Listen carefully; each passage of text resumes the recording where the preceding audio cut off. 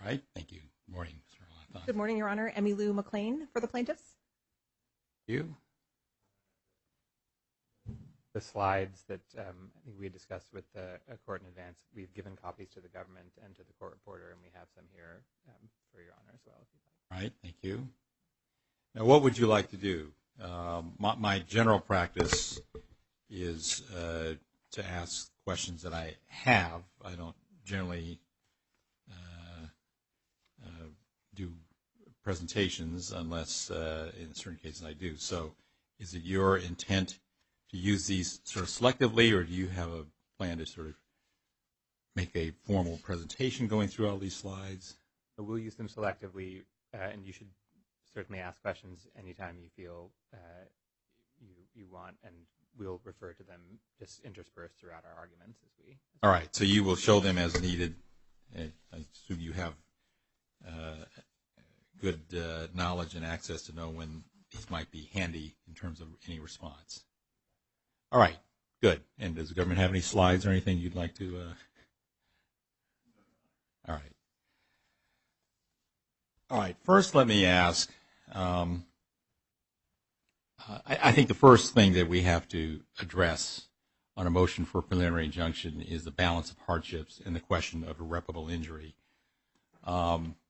Because if there is a finding of irreparable injury and a potential irreparable injury to the plaintiffs, if the injunction is denied, and if the balance of hardships tips sharply in favor, for instance, of the TPS beneficiaries, then the showing in terms on the merits are affected. That rather than having to show a likelihood of prevailing, the plaintiffs need only show serious questions are raised on the merits. On the other hand, if the balance of hardships does not tip sharply in favor, then a more robust showing on the merits is needed. So there is obviously, at least in this circuit, the sliding scale. So it makes sense to address the preliminary injunction, the balance of hardships issue. And so I have a couple questions in that regard. There were obviously no counter affidavits to the declarations of the plaintiffs, various plaintiffs, about their actual situation and the kind of hardships that would befall them if the TPS terminations were to go forward without an injunction. The government's argument seems to be more of a legal argument about the nature of their interests and the fact that the harm that they are facing is sort of inherent in the temporary nature of the program. Is there any factual data that I should be aware of that would sort of counter the showing of hardship? Well, Your Honor, you're correct. Our argument is primarily a legal argument. There are operational components that could be impacted on a preliminary injunction, but that's not what we're resting on. Our argument is, as we laid out in our briefs, kind of the legal underpinning for both the government's equities and also a causal relationship vis-a-vis what plaintiffs have identified in their papers as well. So it's more of a legal argument than a factual argument. And when you say the causal relationship, what do you mean by causal relationship?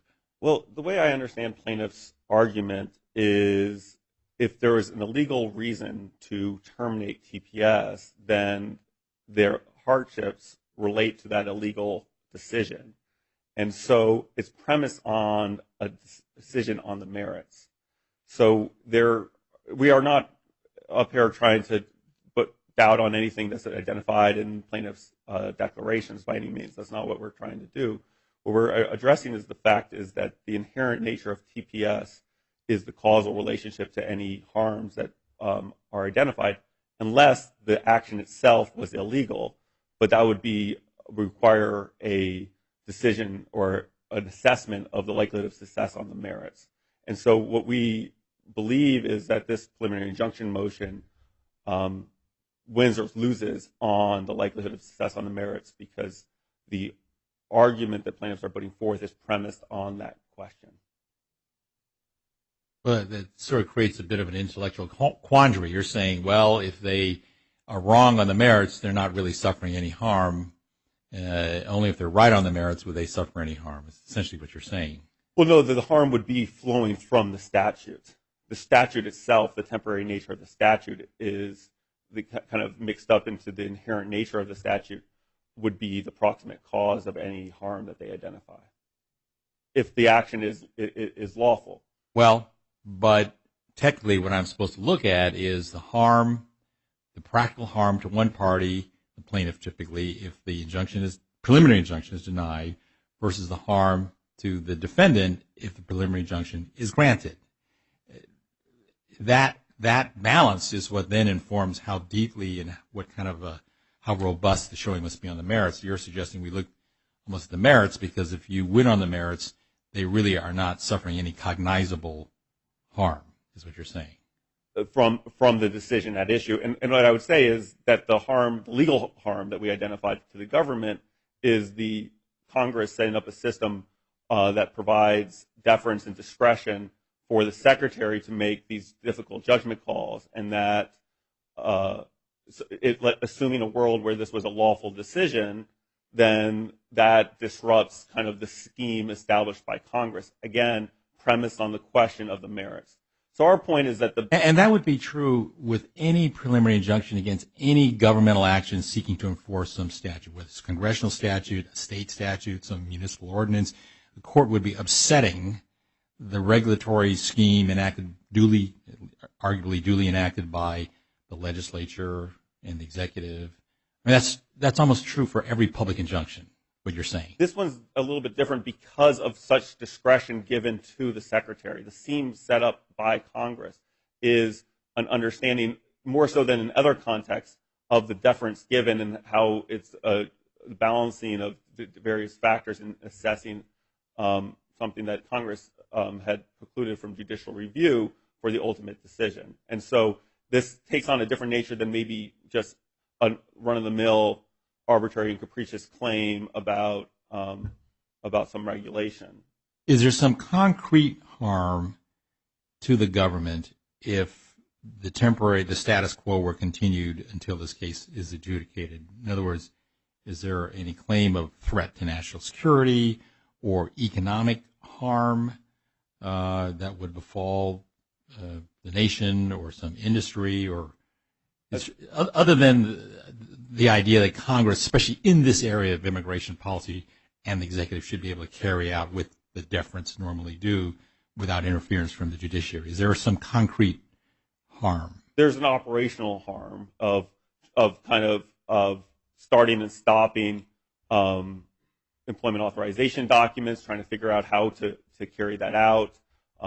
Timing, it's the idea of the old analogy of turning around a battleship that the government uses all the time, where operationally things are not as easy as a light switch when it involves the government. But again, I do want to emphasize that that's not really the main issue we're putting forth to you today. It's really the legal concept of the fact that the harms identified throughout on both sides of the briefs are kind of premised on this question of the merits. And so our point is that this court, we understand that the Ninth Circuit has a sliding scale, but this is a type of case which really does turn or fall on the likelihood of success on the merits. All right. Let me ask you just a practical question on some statistics. I don't know if you know the answer to this.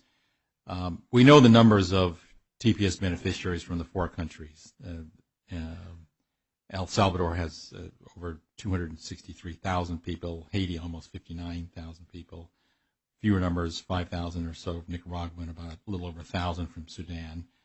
Do we know, we have any idea what percentage or how many of these beneficiaries will be subject to deportation in all likelihood upon termination of TPS status, i.e. they don't have any other documented status? Maybe some might apply for some form of relief, but just can we assume that without absent some either asylum or something else that nearly all these beneficiaries are going to be subject to removal? Not substantially all. No, not to assume that. What I don't have a specific statistic for you, but I do understand that for Sudan, the last I had heard, and this is a little a little dated, but that it was somewhere between 250 to 300 individuals registered for TPS. My understanding, and this is based on my understanding, is that the way it works is that if you had TPS when TPS was designated, then you're still eligible for TPS. And so the 1,000 number, I think it might be including individuals who might have adjusted status since they've been in the United States. And so the 1,000 number is kind of the outer limit. It's not the minimum. Though I will say that there certainly are some individuals and a large number of individuals who might not have other legal status or other visas available. What about for the larger numbers from like El Salvador and Haiti? Do we have any idea how many folks have adjusted status? What percentage, as opposed to being vulnerable to removal? Well, so I should say that number, there might be various reasons ones didn't register. Someone might have moved out of the country, and so that someone might have adjusted status, and someone might have not registered because maybe the reason for registering was for employment authorization purposes and decided not to register for whatever reason.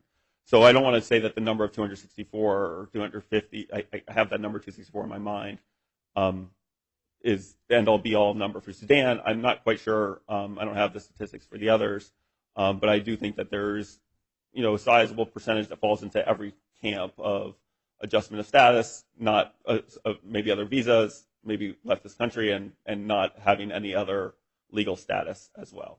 So, does the government have any idea, just roughly out of the 263, how many are likely to be facing removal proceedings? I mean, is it half? Is it 90%, 20%? I would assume this is that most of the people who have registered for TPS do not have other avenues. TPS is not in lieu of other status; it's in addition to other status. But if others have other status, then they might not have. They might have registered for TPS. Yeah, exactly. And the 263 or 264,000 beneficiaries, is that the number of people who have registered? That was my understanding, and it's a little dated, but that was my understanding for Sudan. So it's a fair assumption that most of these folks would not have other adjusted status, otherwise they wouldn't have registered for TPS. I think it's a fair assumption that there's a considerable amount of those individuals, and okay. We're not. Let me put it this way: we're not disputing the fact that there are individuals who do not have other status, right? But we do say that there are individuals who do have other status. And do we know what percent of, let's say, from El Salvador, of the 263 are children? I don't have those numbers, Your Honor, available to me today. Did the government, in making its decision, have those numbers? Your Secretary. Honor, there may be some numbers in the record. I just don't have them off the top of my head. I do know that that's one of the plaintiff's claims, is whether that was taken into account. There was some general statements about the impact on children, the humanitarian impact that Secretary of State Rex Tillerson talks about that in his letter, not by number, but talks about taking into consideration the humanitarian impact, but said that in the end of the day, from his perspective, his recommendation was based on how he interpreted the law of TPS and kind of looking at the impacts with whether those countries, the conditions within those countries. So I take it the government would not have the more specific number of how many are citizen children. How many citizen children would be affected, or would it? Not that I have today. And I would say that, I mean, for purposes of today, we are not disputing the fact that there will be individuals who have TPS who might be children, nor are we disputing the fact that there would be U.S.-born children of TPS beneficiaries. I will note that as I'm talking here today, is that I believe Nicaragua and El Salvador were not ever redesignated. And redesignation is very important to understand. Redesignation kind of starts the clock over again of who's eligible for TPS. So you have to, when you get designated for TPS, a country does, the individuals who are eligible are the individuals who are currently in the United States. It's set up for people in the United States already at the time of the designation. And so Nicaragua and El Salvador were in 1999 or 2000, and so I do not believe they've ever been redesignated, and that means that by definition, everybody who was in the United States at that time would now be an adult. So if there wasn't redesignation, that it wasn't a new group of people then being designated. Correct. These would have been families who were already here under the original designation. Exactly. And what about Haiti? Was there a redesignation? The following year. So the original designation, I believe, was 2010, and then there was a redesignation in 2011.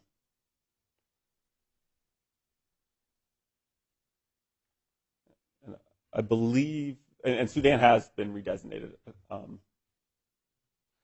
And off the top of my head, I believe the last redesignation was 2013. So that's one thing to point out about the history of designations and redesignations and extensions. That's all in our motion to dismiss briefing.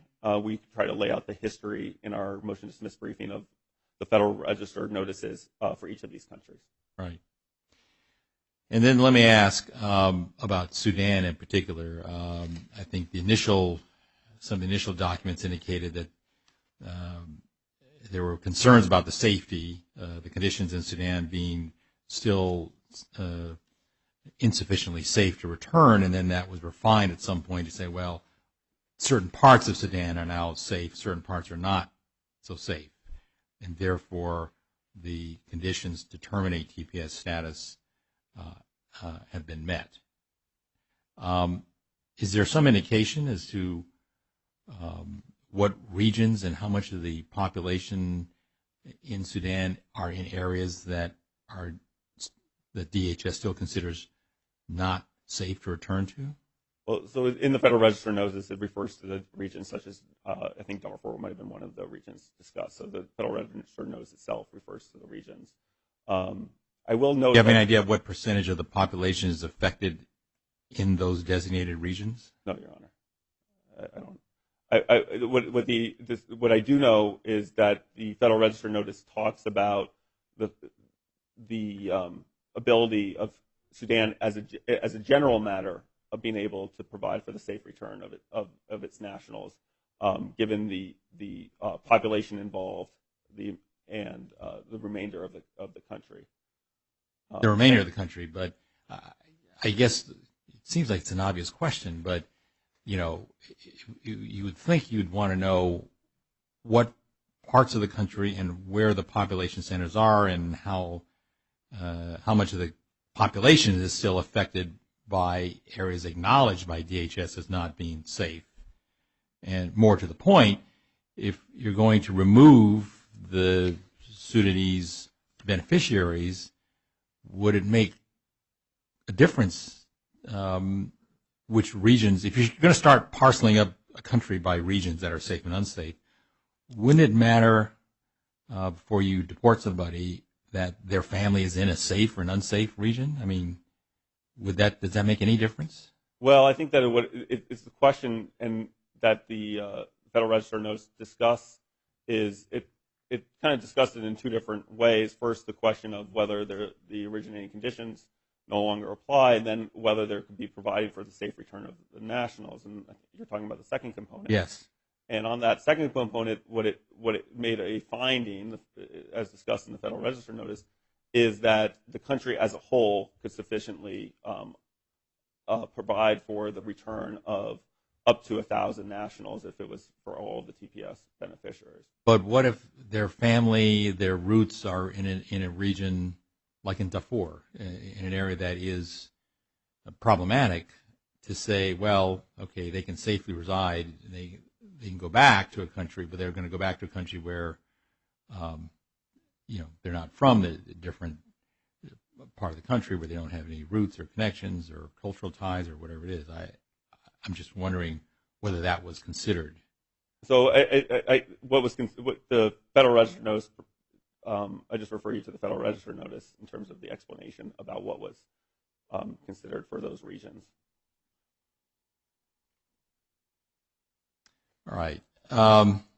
Do you have any reaction to the amicus brief filed by California and various other states that talk about the impact not just to the beneficiaries but to the economy, with their estimate that there are $132 billion in costs to the GDP if all the beneficiaries were to be removed, a decline of over $5 billion in Social Security and Medicare contributions that these folks are making, paying into the system, and then hundreds of millions of turnover costs because a lot of these folks are working, involved, and deeply entrenched in the economy.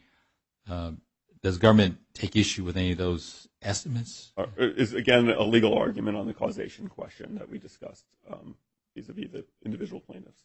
Okay. All right. I'd like to hear from the plaintiffs' counsel this main argument about the causation, about the harm being really tied to really the government or the plaintiff being able to prevail on the merits, which is essentially your argument. Because if the action is legal, then there's real no net harm. Net harm not based on an illegal decision. Yes. What's your response to that? Well, we would certainly say that we make a case that plaintiffs can present a likelihood of success in the merits of both the APA and equal protection claim. But we would also identify that the asymmetry here, as the court has recognized, is indisputable. The harm for the government, if there is a preliminary injunction that's entered here, is really a delayed termination of TPS for people who've held that status for years or decades, where the harm for the TPS holders, both the plaintiffs and hundreds of thousands of other TPS holders, is immediate and not possible to remedy if a preliminary injunction is not issued before the end of the case. So what is your legal answer to the government's argument that you have to look to you only consider the harm that befalls the plaintiff if the action is illegal, but if it's legal, they really suffer no cognizable harm for balance of hardship purposes? Well, the issue at this point in the case is whether a preliminary injunction needs to be entered to preserve the status quo. And in this case, the analysis of the balance of harms and the remedies is different. It's also important to note that the defendants are misrepresenting in part what the intention of the statute is. The statute is about humanitarian protection. Congress did not identify within the statute a limited number of times that the TPS status could be renewed for individuals who are on that status. Temporary protected status during these periodic reviews must be extended if the country conditions should be met. So in this case, if defendants wrongly terminated TPS, the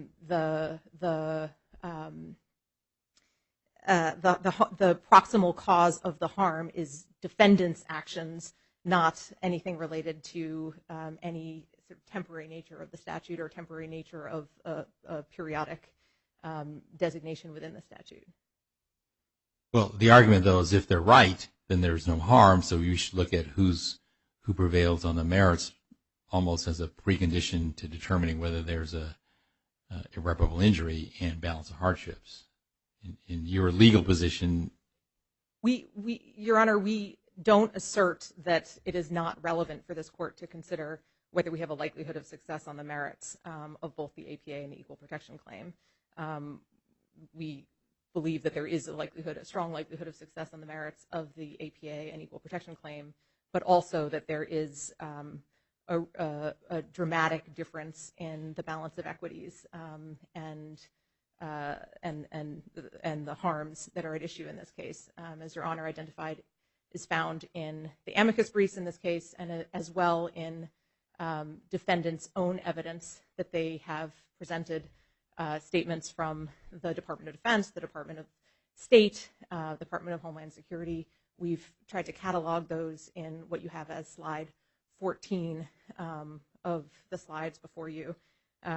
So the balance is markedly on the side of plaintiffs for harms, public interest, and the balance of equities. But that is not to say that the court should not also consider and find in favor of the plaintiffs on the question of the likelihood of success on the merits of both of the claims that are at issue here. Do you have any comments on some of the stats that I asked about, whether there are stats that show how likely it is of people will be removed once temporary protective status is terminated, and how many children will be affected? We can't know what the government will do with their with any ultimate terminations of TPS status, but it is fair to say, as the government has already acknowledged, that people who have TPS are also eligible for other status. So people and many of the people, all of the people who have TPS status from these countries have had it for years or decades. So presumably, if they were eligible for some other status, they would have sought it already. So you interpret these, and the numbers that I have are numbers of people who are registered TPS recipients? Yes, the numbers, as we understand them, and they're from the government's Federal Register notices, is that there are over 300,000 people from the 4 countries at issue in this litigation who have TPS. This is not to say that individuals would not seek other forms of protection and are not already seeking other legal remedies that are available, but we would not dispute the assertion that the government has made that likely a very large number of those 300,000 plus people would not have another form of protection available and would be at grave risk of removal, family separation, and all of the harms that result from a loss of legal status. All right, let's get to the likelihood of success and the showing on the merits. The 2 claims that are at issue here is the one under the Administrative Procedure Act and the Equal Protection component of the Due Process Clause. So let's talk about the APA first. The government's argument, as I understand it, there's several-fold. One is there was no real change, but on the legal question, the government seems to argue that the requirement that any change in policy be accompanied by an explanation by the agency in order to comply with the APA only applies, the purpose of that is to make sure that, quote, regulated entities have fair notice, and that this rule sort of only applies to regulatory administrative actions, and that this is not the kind of regulatory action like in the Encino case, I guess it was, where it's about regulating exemptions under the Fair Labor Standards Act and change in regulation of people who have to those who are affected have to conform their conduct to a regulation, and so when the regulation change, they need fair notice. What's your position on that, and what case law suggests that you don't have to be a regulated entity in order to impose the strictures that you are arguing are required by the APA? First, if I may, Your Honor, I would just like to say that I will, with the Court's permission, I will cover issues related to the APA, and my co-counsel will address issues related to equal protection as well as any issues that the Court may have with regard to remedy. The government really cites no evidence for this distinction between regulated entities and non-regulated entities. And in fact, in the language of their opposition, the government identifies that the purpose of the APA is to, they cite an unremarkable proposition from the various cases that are cited that regulated entities and other interested parties should be able to have reasonable notice of a change in agency practice. And that's precisely what's at issue here, is that TPS holders are at least interested parties who are affected by agency decision-making, in this case, the agency changing the rules of the game with regard to how TPS decisions are made. There's myriad cases, some of which Your Honor cited in the order on the motion to dismiss, which make plain that the APA applies broadly to agency action, including settled practice. What's an example of, unlike Encino Motors, where dealerships have to kind of figure out what they're going to do and how they're going to compensate service managers? Can you give me some examples of where there's not that kind of reliance interest? Yeah, well, the Ninth Circuit recognized this in Bonneville Power and California Trout, even though in California Trout the Ninth Circuit did not find an APA violation in this case. The Northern District of California also recently recognized this in the Regions case regarding the DACA rescission policy of this administration. Why don't you explain that a little bit? Explain, for instance, Bonneville Power, why that's not an example of a regulated entity whose reliance interests are then upset by change in policy. So Bonneville Power concerns the authority governing a fish passage center, and there were concerns from environmental groups about the change in the entity that had control over the fish passage center. The Ninth Circuit recognized that the practice over decades of the fish passage center being managed by one entity could not be readily upset by a new solicitation that would change the authority that was overseeing the fish passage center.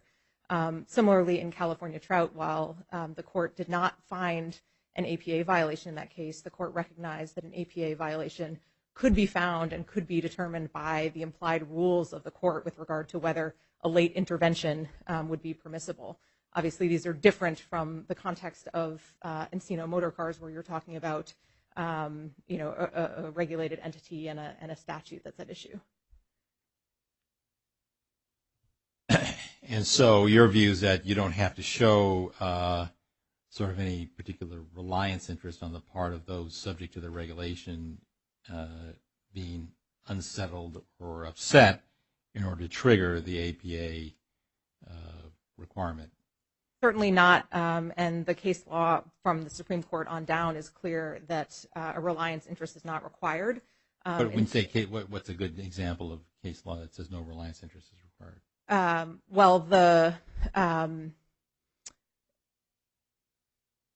I would say Bonneville Power is an example of that case. American Wild Horse Preservation in the D.C. Circuit is an example of that, where the reliance interests are relevant, and we certainly do think that there are reliance interests that are at play here, is that there is a particular obligation for a detailed, reasoned explanation where there have been serious reliance interests. The U.S. Supreme Court has recognized that in State Farm, obviously in Encino Motor Cars, and the Northern District of California cited to that holding in the Regents case, identifying that DACA recipients, community members, colleges, and government actors had relied on the past practice with regard to the DACA policy of this administration, of the prior administration, sorry. So what would be the reliance interest here that TPS beneficiaries are relying not on the fact that there would never be a termination, because as the government points out, the TPS is by its nature and its name temporary, but a more subtle reliance on the fact that the administration and subsequent administrations would look at all country conditions, not just those subject to the originating condition?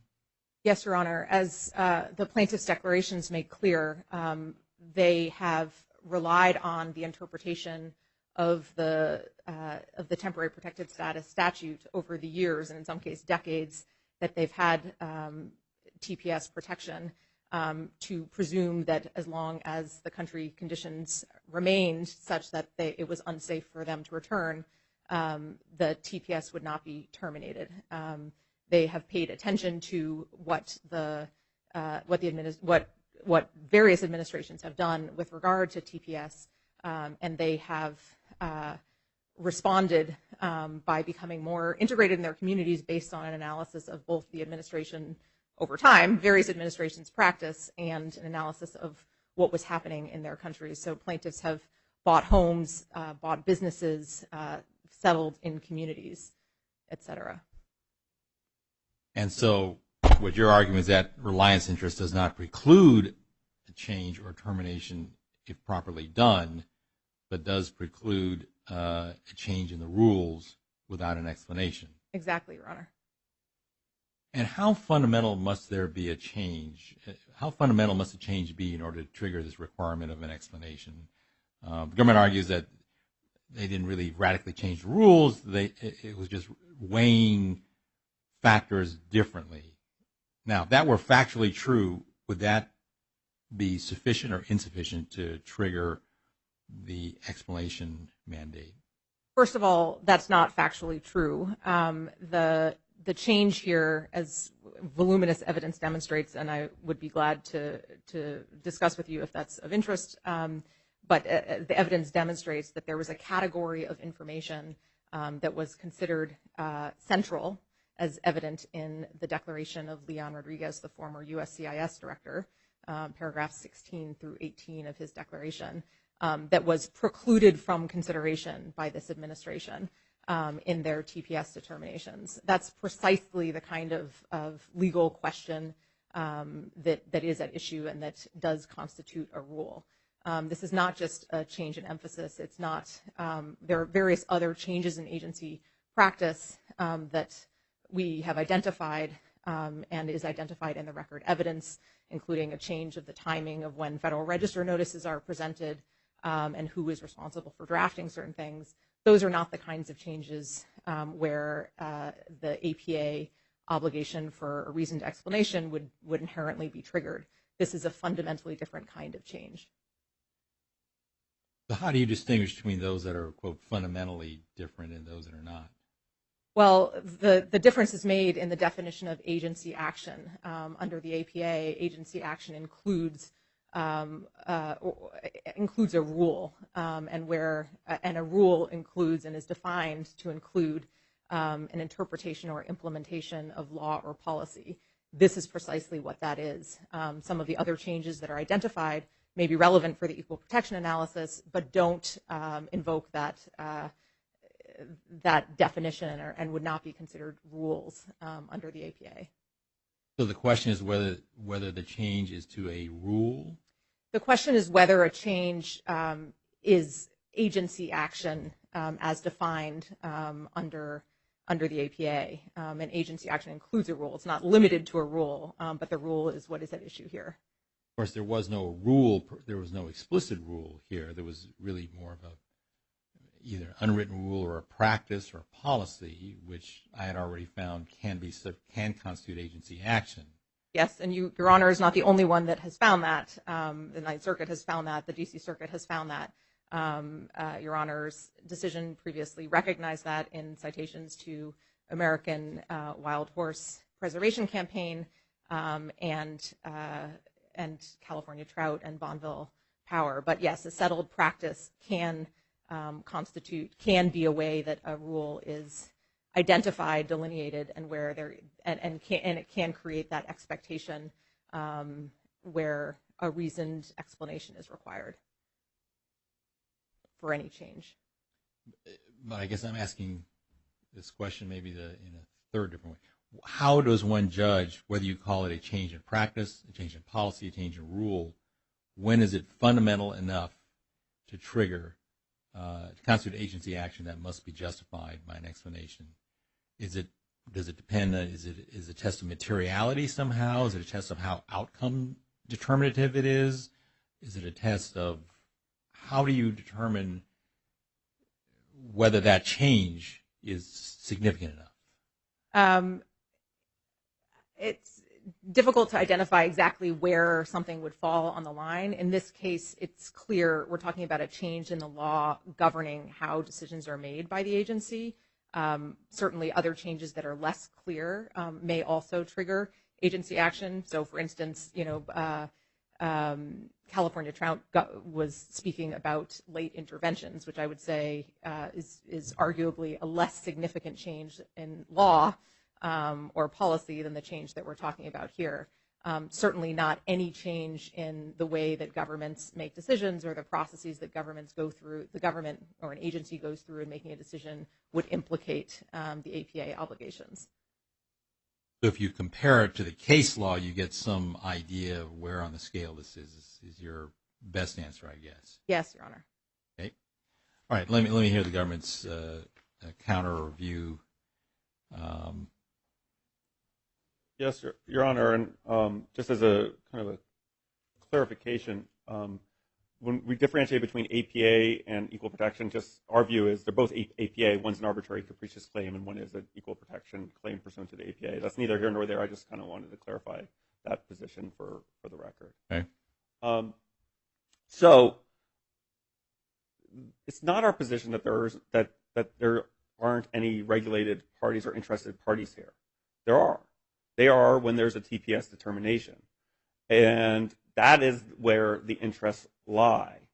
And what's becoming clear is that this is not a collateral challenge, that this is a garden variety challenge of what you would make to argue an agency action determination is arbitrary and capricious. And what's important in terms of thinking about this and taking a step back, plaintiffs' arguments really try to write out of the statute the judicial review preclusion provision, the way that they've presented it as or the PI, and that this is not just challenging the terminations at issue today, but really puts at risk future designations. Because each administration, when it comes into power, puts different emphasis and different focus on different factors from its policy perspectives. And just as plaintiffs today are challenging a termination, another plaintiff can argue at a future date against a designation as a disruption from the practice of the current administration. And well, but they would have to demonstrate that there was a change in some more systemic change that's not just, well, we've now looked at the same facts and think it's now safe to return because certain conditions have changed. We apply the same criteria. I think they've conceded that that kind of individualized decision would not be subject to review under this TPS statute, but the change in systemic rules as to what are you going to consider? Do you consider current conditions or only the originating conditions? And as I understand the plaintiff's argument, they're not even saying, at least not yet at this point, that an administration could not adopt the view that you only look at originating conditions. And maybe they may take issue with that later. I don't know if that ever happens. But I think the argument before us right now is that having made that change, it needs to be accompanied by an explanation and an acknowledgement, and that hasn't happened here. So it's a very modest argument in a sense. Well, so I wanted to get into the case law, but I just wanted to, because I think the case law sheds light on this, because and why this really is putting at issue all of TPS in general. They cite several cases, and in each of those cases, the claim of a change in rule was something that impacted substantive or procedural rights. That's true for McNary itself, which is the idea of the interview process. McNary involved a procedural right that didn't go to the substantive decision of adjustment of status, and therefore it was viewed as collateral because there was a procedural right at issue. Taking the cases that plaintiffs cite, Bonneville was a challenge to a substantive decision of the decision to transfer to a third-party contractor. California Trout was at issue a procedural right, the idea of whether, when, at what time someone can intervene. Regents, again, is a challenge to a substantive decision of whether DACA is or was in existence or was to be terminated. Wild horses, a substantive decision, whether a tract of land was protected or not protected for wild horses. Again, every single instance that plaintiffs identify is that there is a procedural or a substantive right that is impacted by the purported new rule in those cases. And so to answer your question at the end, when would this trigger the idea of a need for a new explanation for a new rule? It's when there are substantive or procedural rights impacted. Here, and this goes back to my point about this not really being a collateral challenge, their dispute is with the termination, which without dispute impacts substantively the individuals. But the key here is that, for reasons we've discussed and is laid out in the statute previously, that Congress explicitly said that decision is not subject to judicial review. And so plaintiffs, to the extent they're making a collateral challenge, the collateral challenge has to be something that's impacting procedural or substantive rights for it to trigger the question of whether this is actually a new rule as a regulatory action subject to the APA arbitrary and capricious standard. Well, so a change, whether you call it collateral or systemic, non-individualized, about what criteria to consider in extending or terminating TPS status, I mean, how does that not affect the substantive rights of the beneficiaries? So that's what I guess that's the point I'm trying to make, is that it's all tied up into the substantive decision of whether to terminate or not. And so this is exactly how one would bring an arbitrary. Well, it may result in the same. You know, it's a you only get two choices: you terminate or you extend. I mean, it's one or the other. But the reason for reaching that decision may be different. One is due to a disagreement with the Secretary's assessment of the facts. Another would be based on a change in the rules, a change in the criteria by which those facts are going to be considered across the board, not just one country to another. There are individualized decisions and there are more systemic decisions, and they brought a more systemic challenge. But how a secretary weighs those factors, Your Honor, is not something that in itself is impacting the substantive or procedural rights. Every single case relied on by plaintiffs, the matter that was being challenged impacted a substantive or procedural right in every single instance. They have not identified a single case that which the collateral challenge is itself not impacting procedural or substantive rights. It is only to the extent that they are, in those cases, challenging the procedural impact or the substantive impact of the decision. I'm having trouble understanding what the distinction is. That this is a procedural challenge to a systemic, what they contend to be systemic change in the procedure, which in turn has a real-world substantive impact on rights. So I'm not sure I understand your distinction. Because there's no interface with the public. Everything else, all those other cases are involving interfacing with the public. The interfacing with the public is the termination. And it seems that to us that plaintiffs are trying to have it both ways.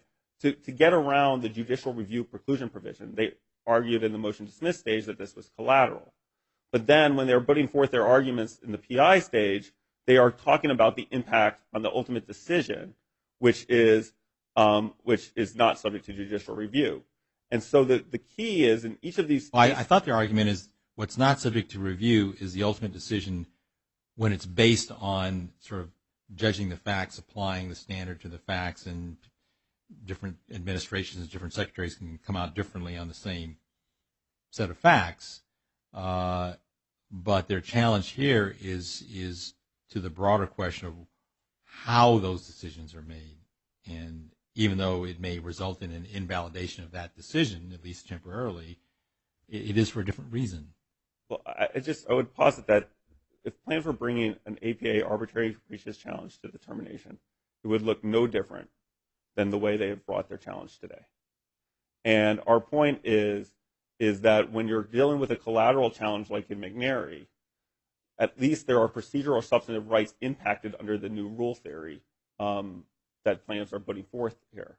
There is not anything in terms, again, interfacing with the public or rights or obligations that are flowing from the decision of how to weigh the factors. What does impact the public is the termination or designation. That's what impacts the public. But that is something that's not subject to judicial review.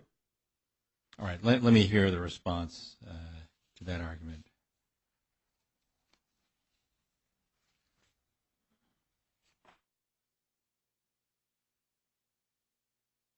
I feel as though we're relitigating the jurisdictional question, Your Honor, but I'll cover it just very briefly. We don't put at issue other TPS decisions. And I think their argument is actually foreclosed by McNary, and we actually had this exact discussion the last time, but under McNary, thousands of decisions, which obviously do actually affect the public, were set aside, but that was permissible even though that statute foreclosed review of determinations because the underlying legal rules that, or predicate legal rules that go into those determinations were not covered by the jurisdiction stripping provision. And now, if we were bringing an arbitrary and capricious challenge, we would have said on the merits that the Sudanese civil war is still continuing, which it is, and that there's a lot of violence in El Salvador and things like that. Those are the arguments that the assessment on the country conditions. That's what's foreclosed by the determination provision in the jurisdiction stripping statute. Instead, what we're arguing about, what my co-counsel was arguing about, was whether or not there is a category of evidence, intervening country conditions, which is no longer available for consideration. That is obviously different. That's a procedural argument. It's not about the substance of the determination itself. And that's really all we have to say on this subject. I don't know if you want to hear more about the APA or if we should. I could leave it to you, Your Honor. I have just a couple of questions more about the APA. One is is there an easy way to locate the REIO reports? They seem to be scattered throughout the record, and I had some trouble locating them. Is there? Yes, Your Honor. I think there's actually a footnote in defendant's opposition to the PI motion that references the REIO country conditions reports.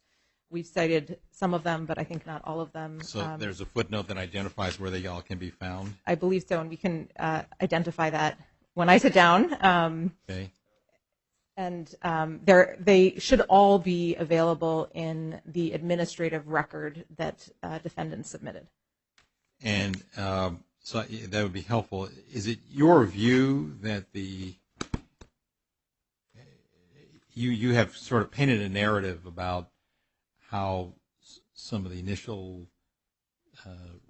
reports, and I don't know if these include the REIO reports or other things that were done by career people in the department, contrasts with what was ultimately produced by the, quote, more political or political appointed people? Would a review of the REIO reports and contrasting them, and the country reports, I guess, and contrasting that with the decisions, would that underscore this point? Or it would absolutely underscore this point, Your Honor.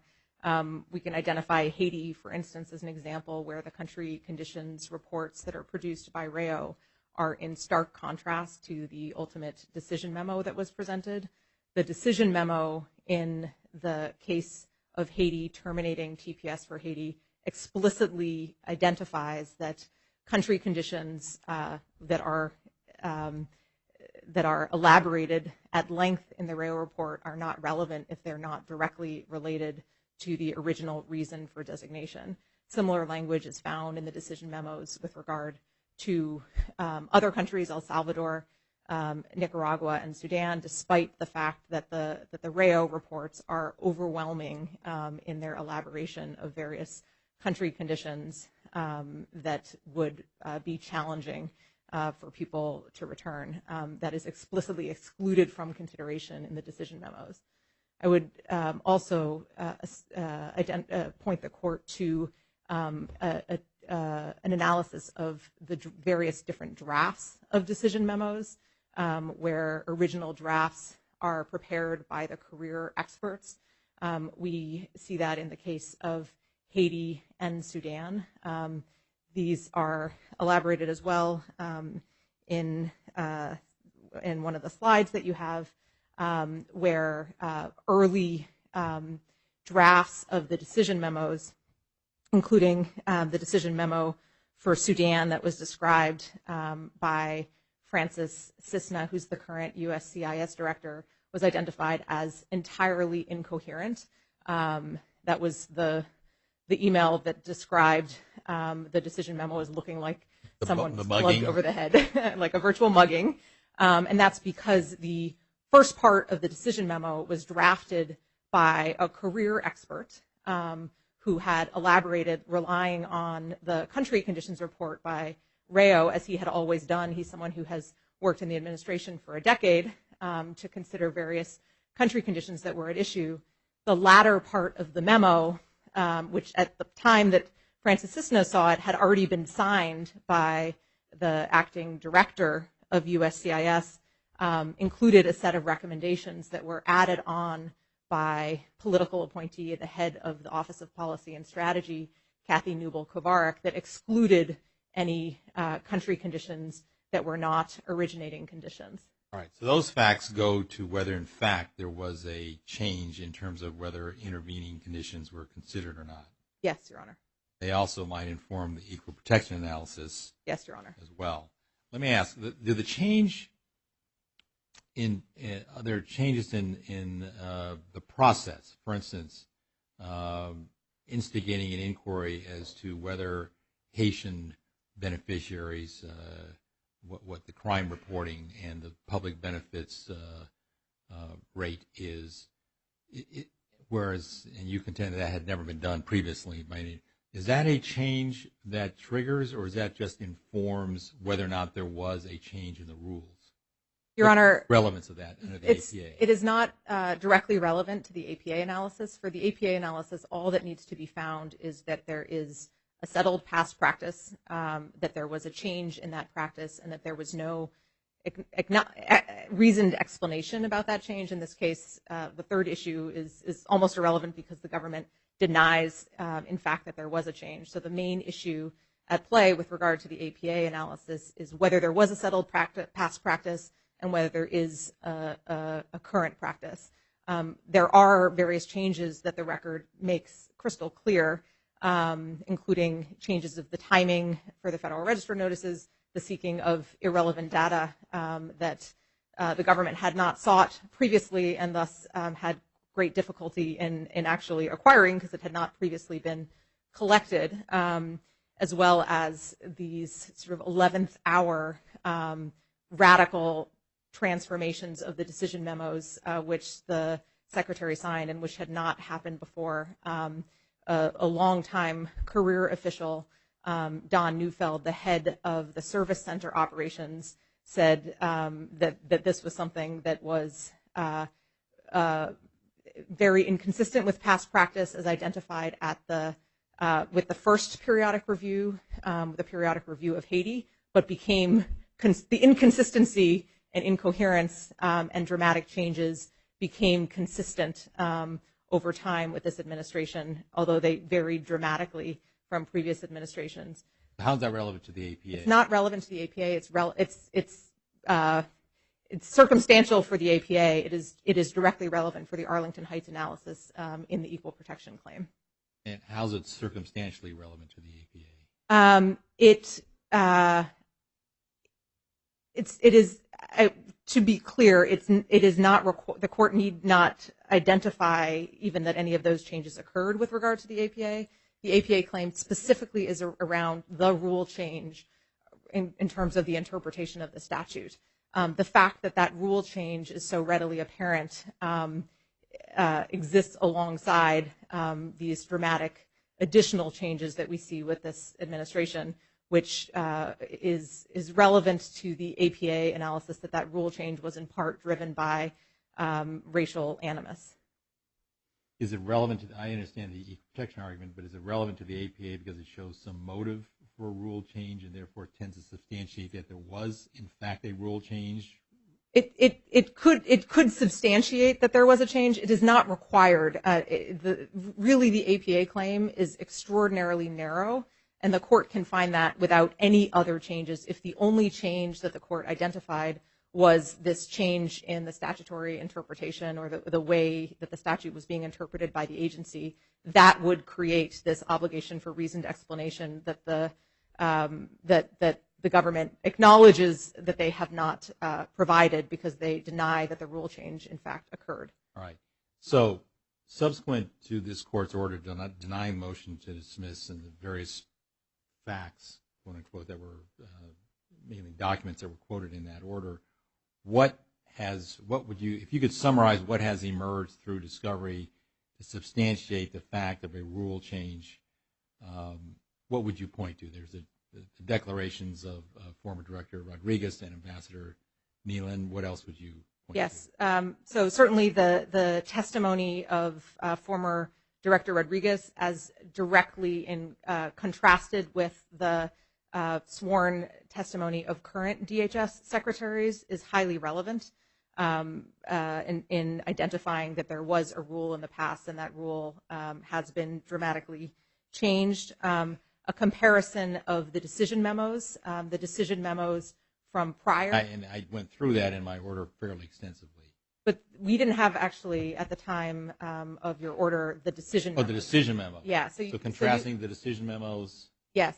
I would just add that in footnote 12 of the defendant's opposition, defendants for the first time also acknowledged that the Federal Register notices terminating TPS in this administration diverge markedly from Federal Register notices of previous administration, something that Your Honor had already found.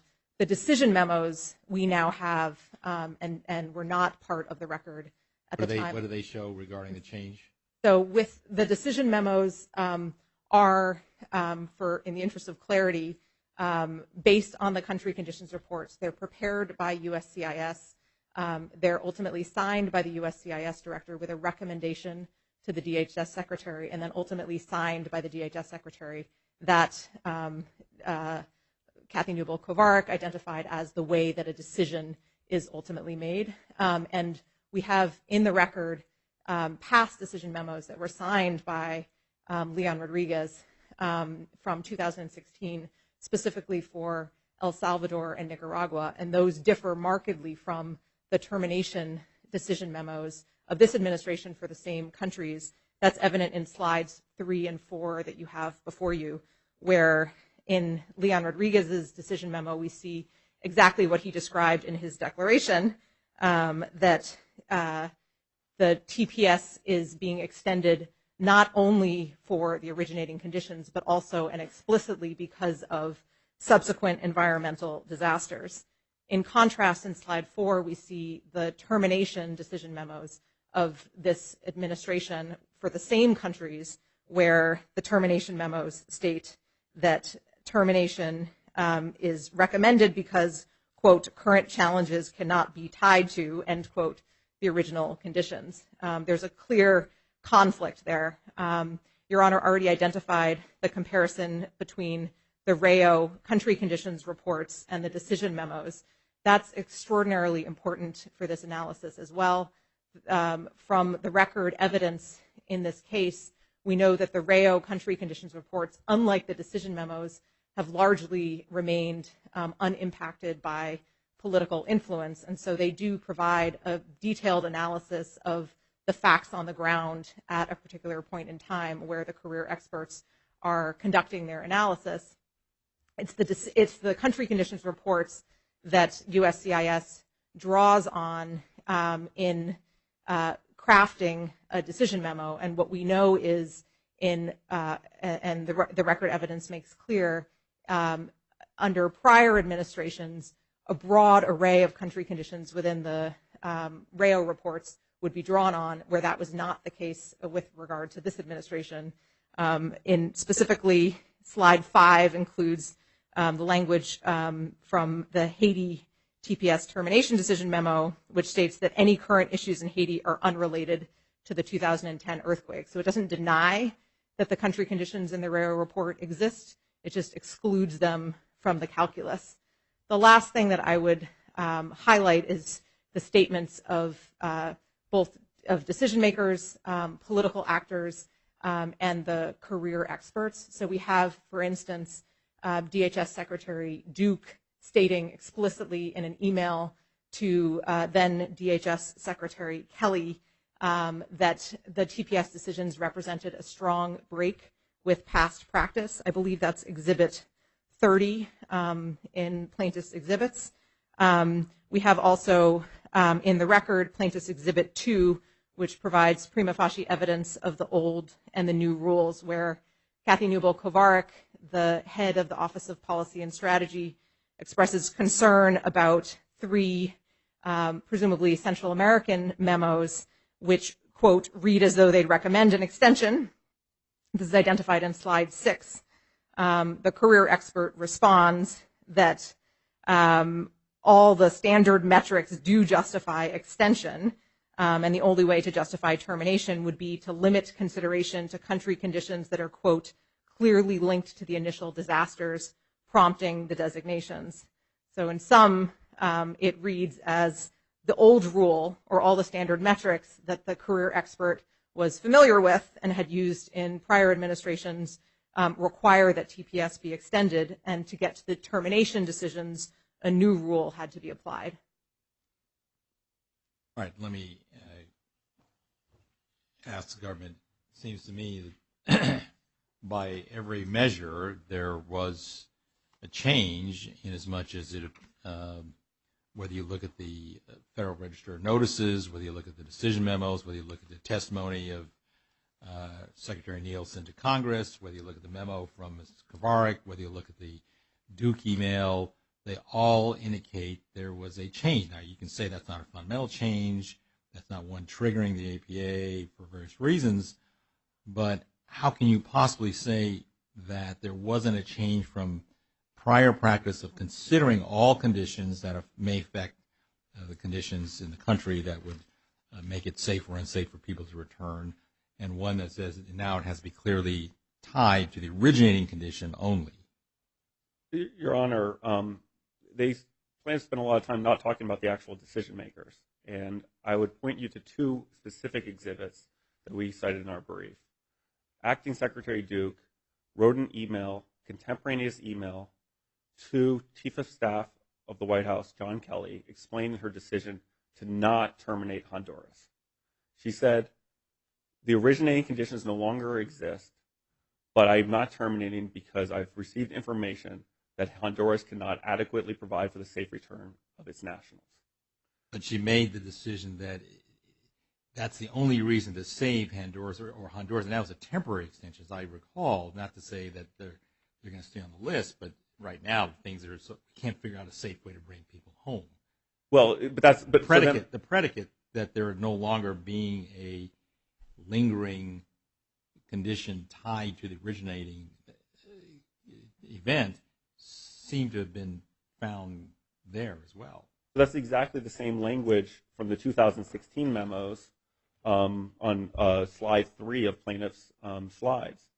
In talking about Nicaragua, it said subsequent environmental disasters have substantively disrupted living conditions such that Nicaragua remains unable temporarily to handle adequately the return of its nationals. Same for El Salvador. Again, they both are talking about current conditions in the context of safe return of its nationals. And this was not just an email that Acting Secretary Duke wrote to Chief of Staff John Kelly. What exhibit number is that? I believe it's Exhibit 3. Oh, sorry, Exhibit 7. Exhibit 7 of our opposition. And she's writing about Nicaragua and Honduras, and for these purposes, I'm talking about the Honduras discussion in that email. You know what it is in the Dagan? Yeah, if I can get a binder from here to pull it up.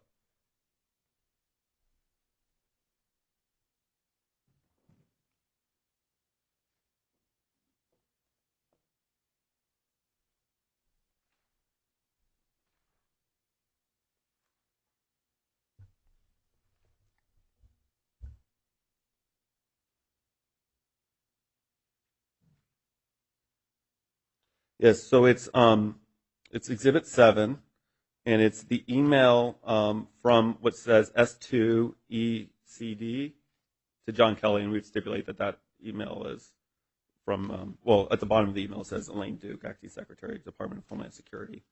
It's Monday, November 6th at 3:23 p.m. Have a DPP Bates number? Yes, it's RFPD 4. 0000. For some reason, I only have it. I have the plaintiff's exhibits numbers.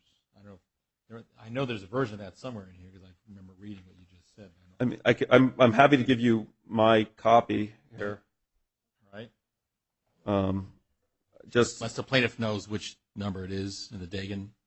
Your Honor, 135 is the full email. It's the slightly more limited version that defendants had produced.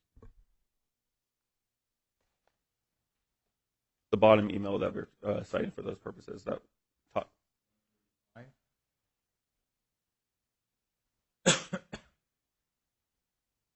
That's DPP number 3533, 3531. Is that the same? I'm happy. Plaintiffs, there is another email that plaintiffs rely on for other purposes that had a top email. Our purposes for relying on this document was for the. Why don't you give me your okay. Purpose? It's the third, and the sentence I want to give to you is the second bullet point, and it's the third full sentence, and it starts with the Department of State reports. Is the sentence I'm referring to.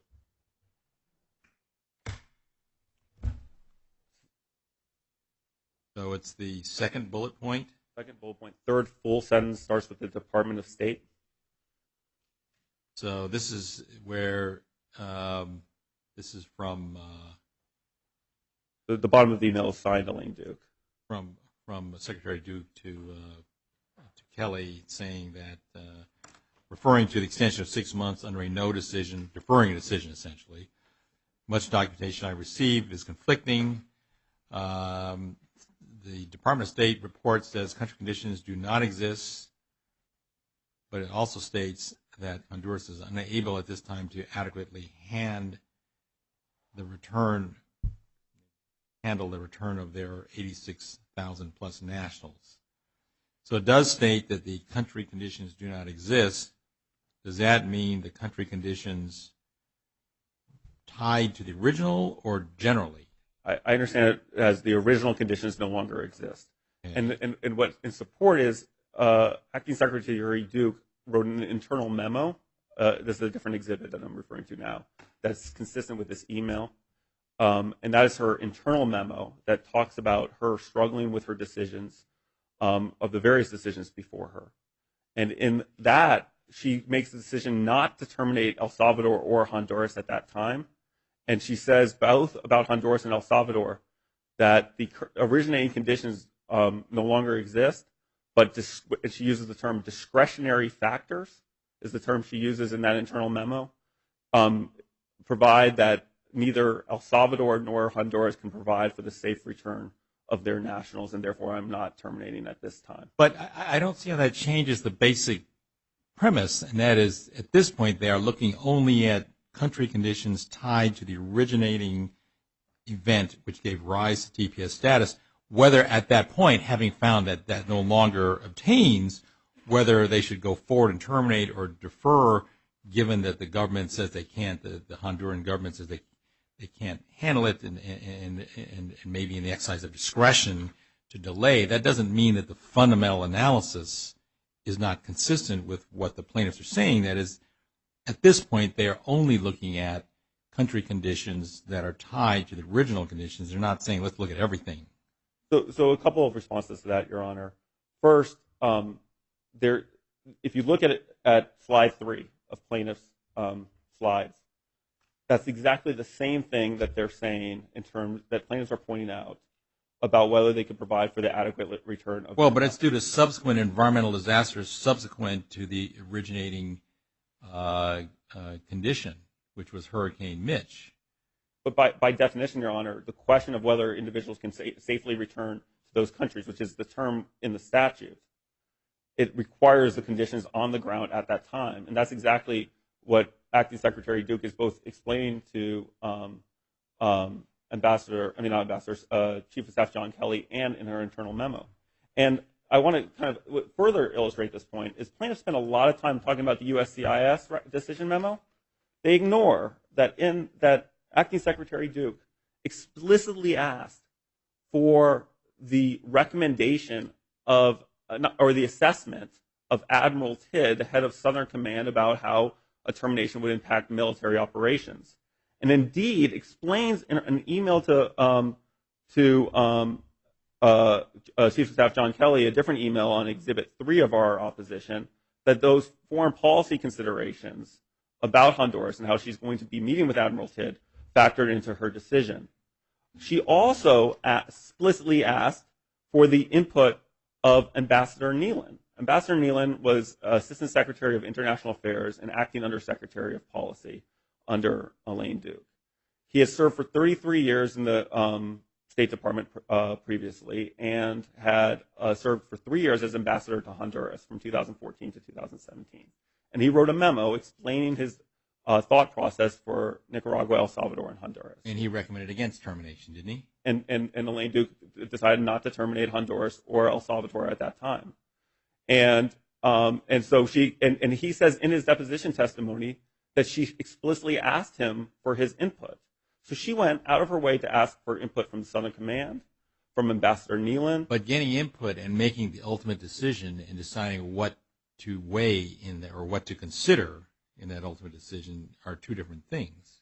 Well, but we have real-time communications and internal notes from Acting Secretary Duke, both in her emails to John Kelly and in her internal memo, that she took into account what the conditions of the countries were at the time of making the decision to whether they could provide for the adequate return of their nationals.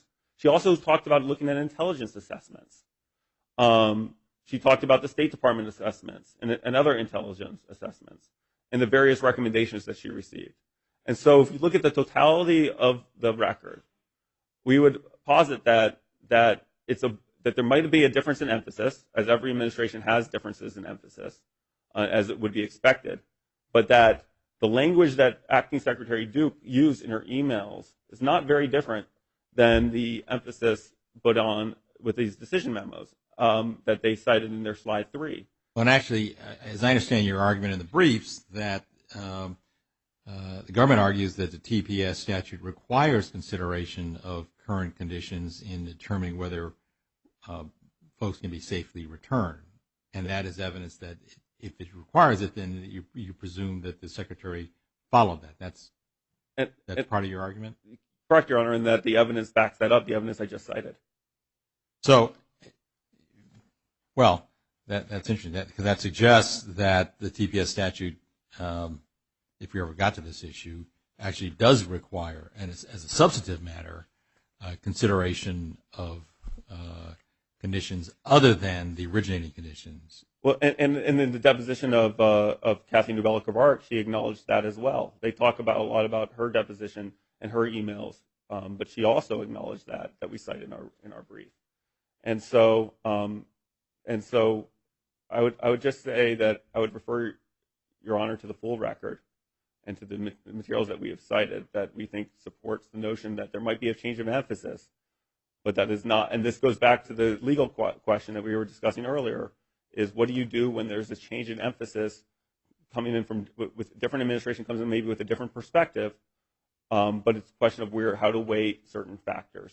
All right, let me hear the response from the plaintiffs on this question, including the fact that Secretary Duke appears to be in looking at whether or not it's practical at this point to return beneficiaries back to Honduras, talking to the admiral, talking to the former ambassador, et cetera, about assessing all conditions, not just the originating condition. What's your response to that? Well, on the first one about whether it's really always been considered as part of repatriation, or whether it's safe to repatriate people, I think the best answer to that is former Director Rodriguez's declaration in paragraph 17. He specifically refutes this point. What he says was, we always considered everything, disasters, issues of governance, housing, healthcare, et cetera. And then he says, this was true regardless of whether those intervening factors had any connection to the event that formed the basis of the original designation or to the country's recovery from that originating event. And that's I think, the clearest crystallization of the point. But if you read, Your Honor, the RAIO reports or these other reports, there's extensive discussion of the various problems that exist in these countries that are not talking about the context of whether it's safe to return their nationals. I mean, it's just overwhelmingly just discussions about country conditions, about in general whether country conditions remain very serious. And if their account were true, I don't know how you would explain. Your Honor had said it yourself, like all the testimony and all these other statements, which are obviously describing something which is different. And they also point to the Exhibit 30, the statement from Secretary the email exchange between Acting Secretary Duke and the Chief of Staff, John Kelly. And I think that's a really bad piece of evidence for them, because she says about Honduras, this decision is a strong break with past practice. And she says these decisions, and here she's talking about all the decisions she's making at that same time together, will send a clear signal that TPS in general is coming to a close. I believe it is consistent with the President's position on immigration and puts it in the best position to work with Congress to address DACA and TPS recipients, which is what was actually going on here, was that the President was trying to end TPS for all of these countries to create pressure for a more restrictionist immigration bill. So this does not prove that the pre-existing objective analysis of country conditions, which is what happened before, was continuing to happen. I mean, this proves our statutory argument. So what's your interpretation of the discussion about Honduras and the fact that even though country conditions don't exist,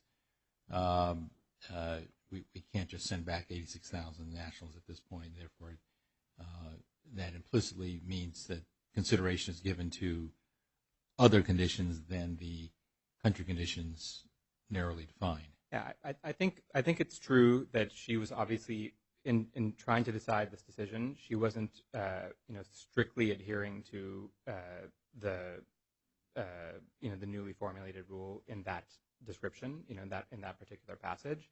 What she does is not make a decision, and then Honduras ends, just a few months after we filed this lawsuit, and when they say El Salvador, she decides not to terminate El Salvador at that time.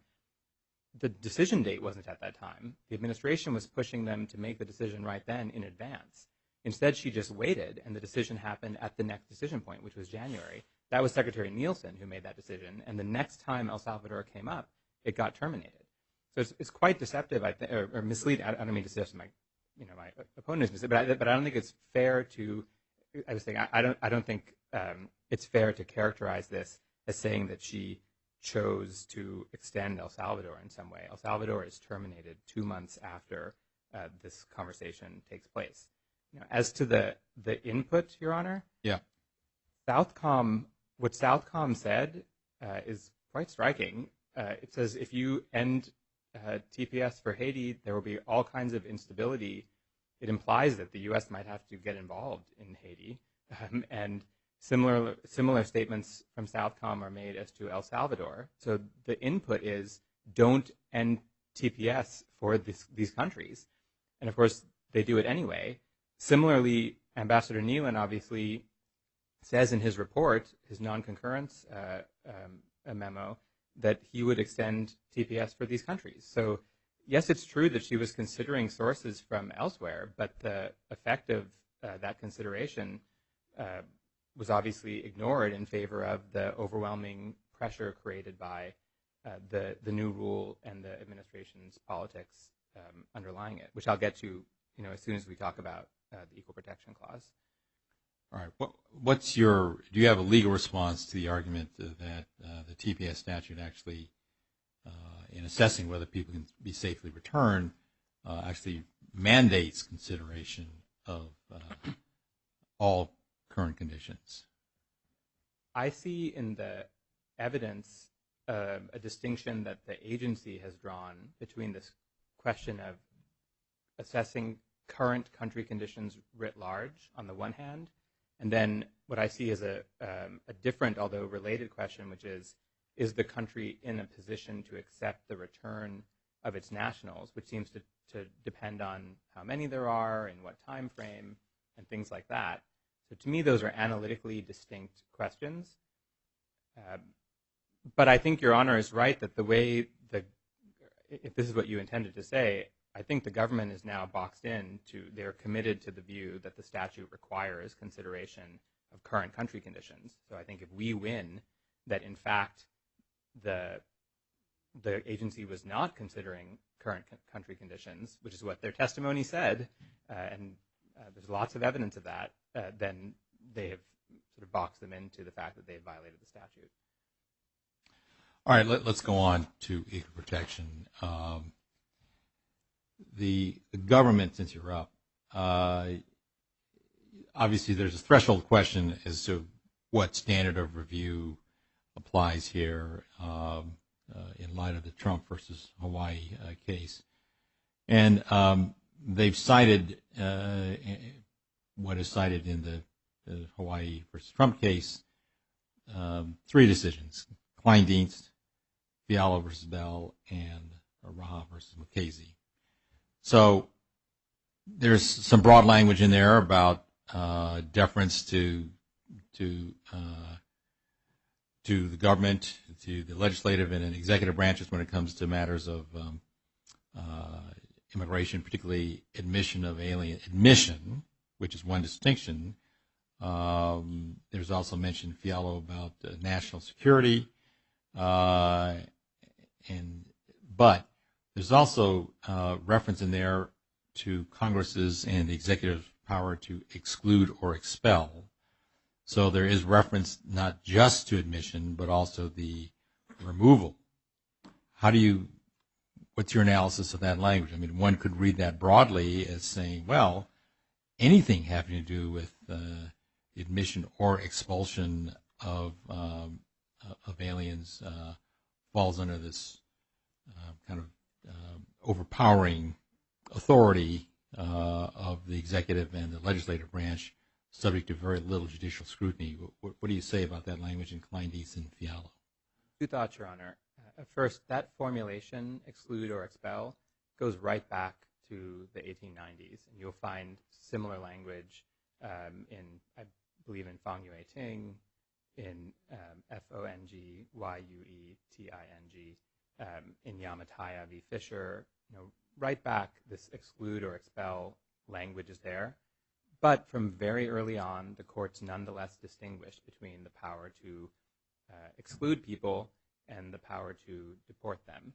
And from 1903, the due process protections for people in the country have been different from those who are seeking admission, and similarly, other substantive rights have followed along accordingly. And what's the first landmark case that draws that distinction? Yamataya v. Fisher in 1903 says the due process clause protects a woman facing deportation. She'd been here just a matter of days. And that's the first case in terms of constitutional immigration law, which draws the line between exclusion and expulsion.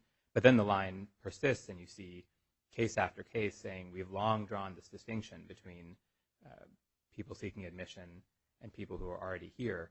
This gets to the second point on this, Your Honor. Zidvitas v. Davis, which we cite in the reply brief here, is about people who are living here, then are ordered removed, have lost the right to live here, and there's a debate now about whether they can be detained given that the countries will not take them back. Their countries of origin will not take them back.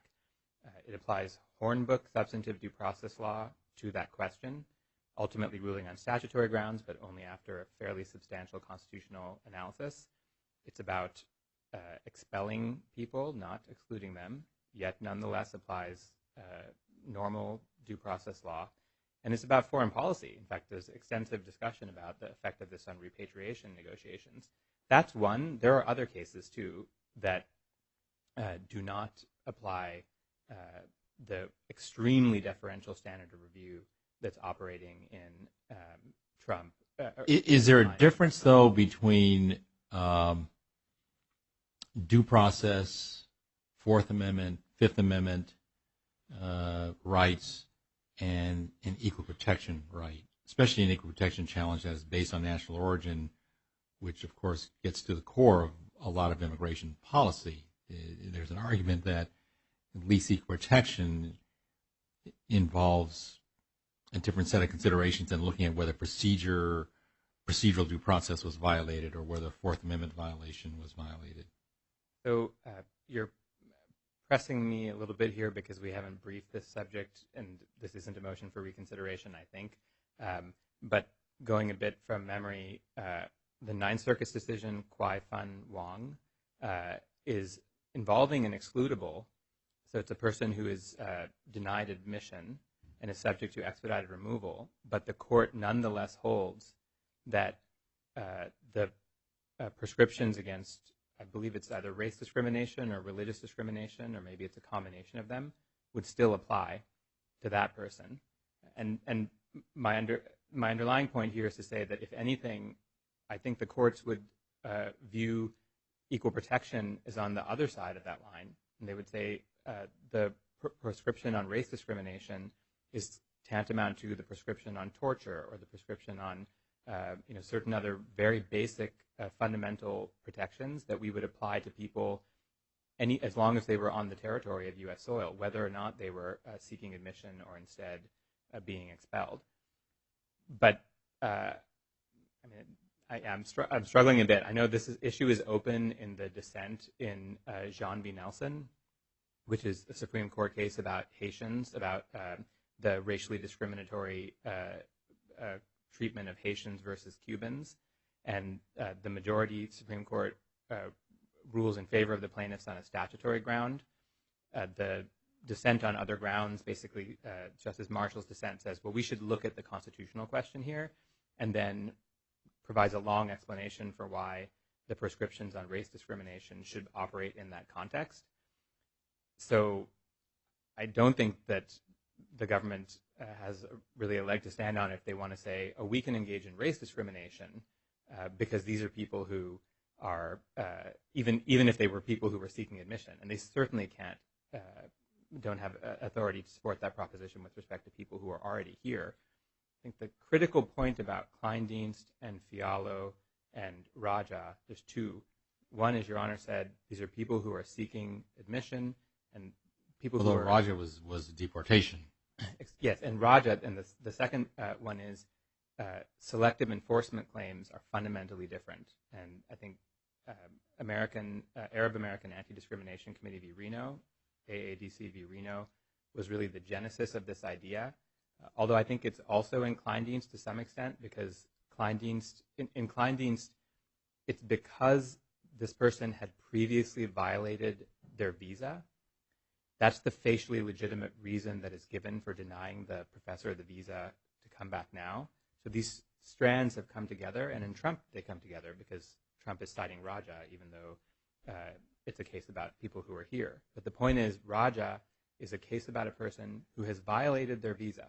There's no dispute about that. They violated their visa. The only reason they're called in is because of the special registration program. They bring a equal protection challenge to that. And what the court says is, you've already violated the terms of your visa. So here you're just making a selective enforcement argument that even though you violated the terms of your visa, we still shouldn't proceed against you because you say you're being targeted because of your race. And in that situation, we apply a very, very low standard of review. And in that sense, they're following very precisely AADC v. Reno, which is exactly the same. You have a set of people, they're Palestinian activists. They have violated the terms of their visa. They allege that they're being targeted because of their First Amendment activity.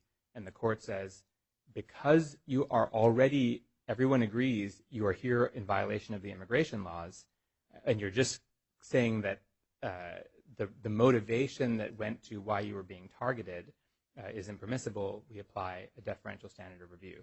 That's fundamentally different from a situation like our case, where our claim is they are lawfully here and the government is taking away that status based on racial animus. That's fundamentally different from a situation where the person is already in violation of the immigration laws and they're essentially asking for a reprieve on the ground that the motive is impermissible. Here, if we win our equal protection argument, there is no basis to deny all of our clients the right to remain here until the government promulgates a decision free of racial animus. All right, thank you. So I could proceed into the merits of the equal protection claim, Your Honor? Well, I've got a couple of questions for the government's attorney, and then if you want to highlight a couple of points, I'll give you a chance to do that. Mr. Kirshner, there's some reference in the documents, I think Exhibit 29, 30, about the decisions regarding TPS being consistent with the President's America First policy or the President's position on immigration. what does that mean? What is America First policy as it relates to TPS? So I would just refer you to just look at the full context of those documents, and they're kind of described in the context of the way I believe this is Acting Secretary Duke is referring to it. But in terms of the merits, she actually, in that in her internal memo when referring to America First, says that termination of Honduras and El Salvador, I believe is what she's talking about, could actually hinder our current immigration and drug enforcement agenda. This is Ambassador Nealon in his deposition said that Acting Secretary Duke was really grappling with this decision in a good sense of the word.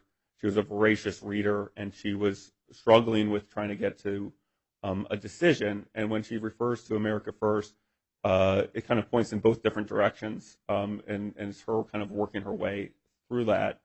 I would kind of let the documents do the talking in terms of how she addresses that.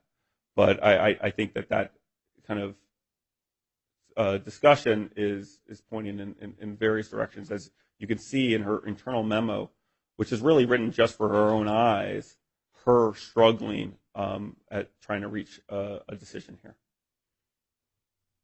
But the sentence that says this conclusion is the result of an American First view of the TPS decision, which follows a paragraph that starts the TPS program must end for these countries soon. So the decision is made, you got to do it soon. Now, how best to do it and what time frame, we've got to figure that out because there's conflicting things. But it suggests that the American First view is what's driving the conclusion that the TPS program must end soon. So what is all I'm asking is, what is the American First policy? What are they talking about? Well, I would also point you to the following paragraph of what you're looking at, I believe, my memory serves me correct. If I could get to look at bring my binder up to point you to the. Yeah, that's the one that says that the Department of State recommends that neither El Salvador nor Honduras have the current capacity to accept and assimilate TPS individuals back into the country. Well, then it maybe is at the end of the same paragraph you're talking about. The language which she says that termination could actually hinder our current immigration and drug enforcement agenda. And so it's that America First for her is the outlook on the immigration and drug enforcement agenda, and that she is finding that it kind of points in both different directions here, and that this is with her struggling to reach a conclusion. I guess my question is, what is she referring to when she says the American First issues or agenda, or what does that refer to? I think it's referred to in the discussion in that entire memo, which she kind of describes it herself about migration and about drug enforcement issues, and a general kind of perspective. And this is, again, with her grappling with this decision. And so, not to put words in her mouth, I would really just suggest that it's in the context of the entire memo as she's struggling with her decision.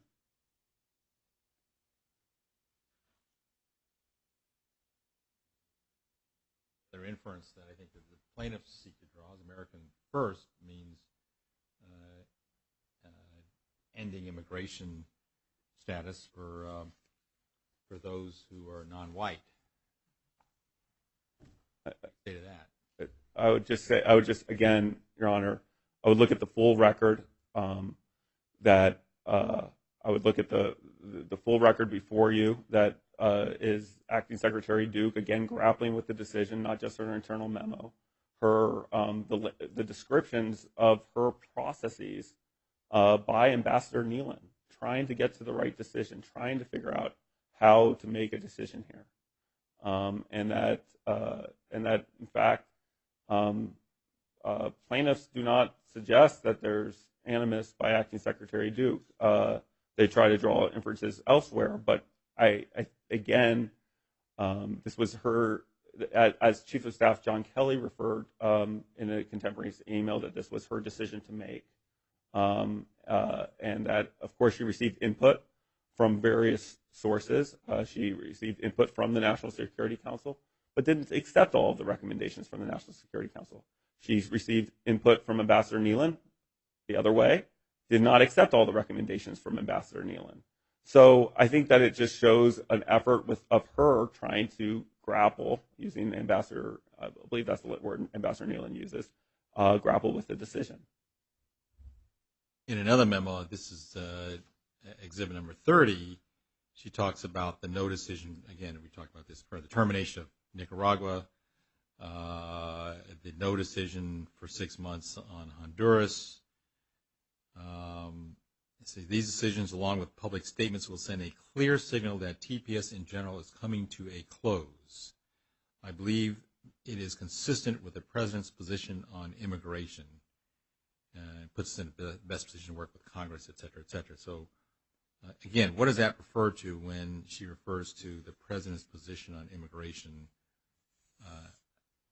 I referred back to Ambassador Nealon's deposition, where he talks about kind of the different considerations and domestic policy considerations, that every administration comes in with different perspectives of how to look at these decisions. That's consistent with, I believe it's consistent with Director Rodriguez's declaration as well, of how they approach his under him about how a USCIS approached these questions. And so I think that the documents themselves, as opposed to one document in particular, shows a robust record of Acting Secretary Duke looking from different sources, looking at that internal memo talks about intelligence assessments, classified information which we redacted, input from a variety of sources that was often conflicting perspectives. She did not seek a monolithic perspective. But it appears she's keeping in mind the administration's view on the American First Doctrine and the President's immigration policy. So this is not just, otherwise she wouldn't have had to state that. I mean, well, this is an internal memorandum to herself as she's trying to struggle through the answer. It's not that she's stating this for anybody but herself. Well, in some ways that makes it even, I'm not sure which way that cuts. The fact that she's mindful of the President's policy suggests that there's a degree of influence coming from the White House on the merits of this TPS decision. And plaintiffs don't suggest that any previous administration had input from the White House. They even acknowledge in their briefs that that's not their argument here. Is that in a decision such as this one, as we've acknowledged all along, is that you would expect input from the White House. But what Chief of Staff John Kelly makes very clear is that in an internal email within the White House, that his concern was to ensure that Acting Secretary made a decision, but the ultimate decision was hers to make, and that is backed up by the deposition testimony of the different individuals that plaintiffs have taken. Certainly technically and by statute it is hers to make. The question is, if there's an allegation of less than pure motivation on the part of the White House with respect to immigration policy and TPS in particular, and those who are subject to this particular decision, who were characterized as coming from shithole countries, whether that influenced her in any way may be relevant. That's what we're talking about. That is, an equal protection violation can arise not just from the decision maker's animus, but if they're influenced by others. I think it's long established anti-discrimination law that you then consider whether that person was influenced by those whose motives were not so pure. And all I'm suggesting is that here there's certainly an awareness on Secretary Duke's part, never mind all the other meetings and the high-level meetings that occurred and the contacts between various officials of the White House and DHS, but just this fact alone suggests certainly an awareness, if nothing else, and maybe some concern about consistency with the President's larger immigration policies and agenda. And I think that that's a key distinction in immigration policy versus something in any other sense of the context. What I would say is we do know that Acting Secretary Duke did not accept the recommendations for 2 of the 4 countries as recommended by the National Security Council. And we do know of a contemporaneous email by John Kelly of the decision-making process about how it's Acting Secretary Duke's decision to make. And we do know of the deposition testimony of Ambassador Nealon referring specifically to Acting Secretary Duke being a voracious reader, trying to get input from various sources. And we do have the internal memo that she writes of her struggling with her decision. But I would ultimately say, Your Honor, is that plaintiffs put out a description of the documents and evidence, and we've done it as well in terms of what we think kind of tells the story. And we really do just rest. I think that we refer you back to the briefs because the briefs cite within them the documents and the exhibits that kind of make out the story that we think is the apt story in deciding plaintiff's motion for a preliminary injunction. All right, let me just ask you the request for data regarding the crime rate and public relief claims. I think it was for Haitian beneficiaries in particular. What's the purpose of that? So there's 2 responses, Your Honor. One is one of the designation criteria. There's 3 different designation criteria in the statute. One of them allows you to take into account the interests of the United States or some general term along those lines. And one of the exhibits that plaintiffs cite is one of the career individuals addressing whether to include that discussion in the Federal Register notice. And this goes to my second point, is that was not ultimately relied upon in the decision to extend Haiti by 6 months, because this goes to the decision to extend Haiti by 6 months.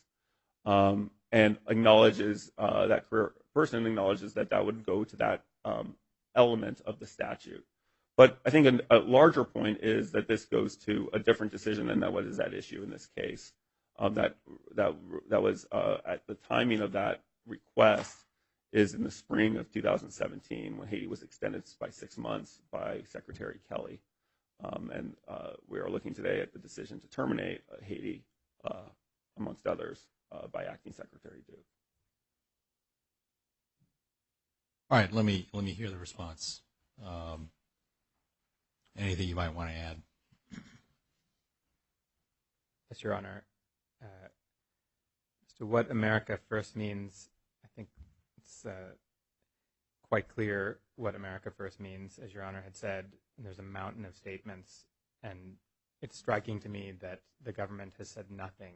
They had extra pages in their brief. They don't make any attempt to explain all of these horrific statements. As to specifically the connection between those statements and TPS holders, Your Honor referred to the S-hole countries comment, which is in a conversation about TPS. We have more now from discovery on this subject. Robert Law, who in slide 9 is described, he's the senior advisor to Kathy Kovarik, who is the person who was brought in from the Trump transition team. So she volunteered for the Trump transition team after obviously hearing all of the president's statements on the campaign trail. She coordinates the TPS review process and collects all this information. She hires as her senior advisor Robert Law. Robert Law came into that position from being the government relations director at Federation for American Immigration Reform. And at Exhibit 23, it's page 15, it's right at the bottom of that, you can see he wrote a memo to the Trump transition team asking for a number of extremely restrictive immigration policy changes, one of which was to end TPS for any country that had it for more than 2 extensions. So there is an incredibly tight nexus between the president's animus and people who joined up with the administration in order to implement the president's immigration policy, which flows directly out of that animus, and the particular decisions on TPS that we're challenging in this case. And I have to say, Your Honor, I've read a number now of Arlington Heights cases. People win Arlington Heights cases with no statements. They win Arlington Heights cases with no direct evidence about the decision maker's motivation. In some cases, it's impossible even to have direct evidence of the decision maker's motivation because the decision maker is a legislature or a city council.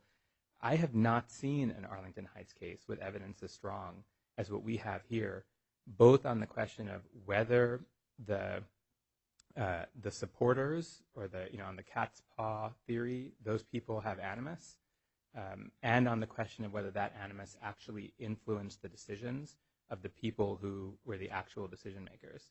I mean, for one thing, as Your Honor had suggested in the motion to dismiss order, this is not like the cat's paw. This is like saber-toothed tiger paw or something, right? This is the President of the United States. He's the most powerful person in our government, and there's repeated statements from him. Then you have these conversations that we are sort of debating over how to interpret, about coming from Secretary Kelly, these email conversations. Excuse me, at this point he's the Chief of Staff, Kelly, so he's the President's right-hand person in this context. If you look at, for example, the exhibit that the government was relying on about this email exchange where he says that she's wrestling with the decision where Acting Secretary Duke is wrestling with it.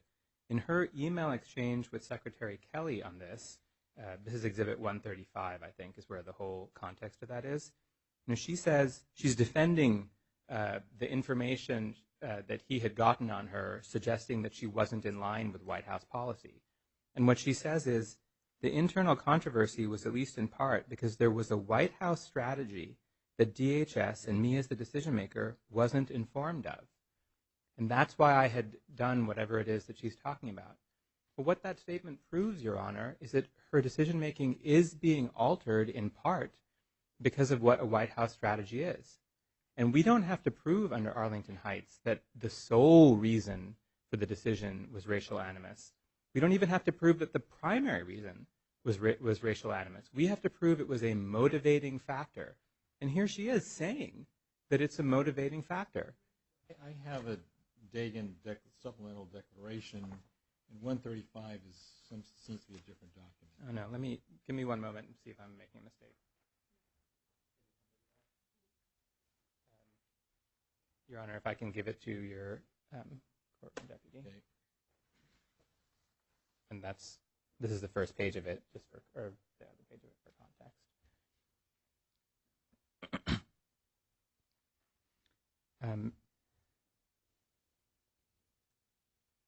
Robert Law, by the way, Your Honor, is the person who said about the Haiti decision, the draft is overwhelmingly weighted for extension, which I do not think is the conclusion we are looking for.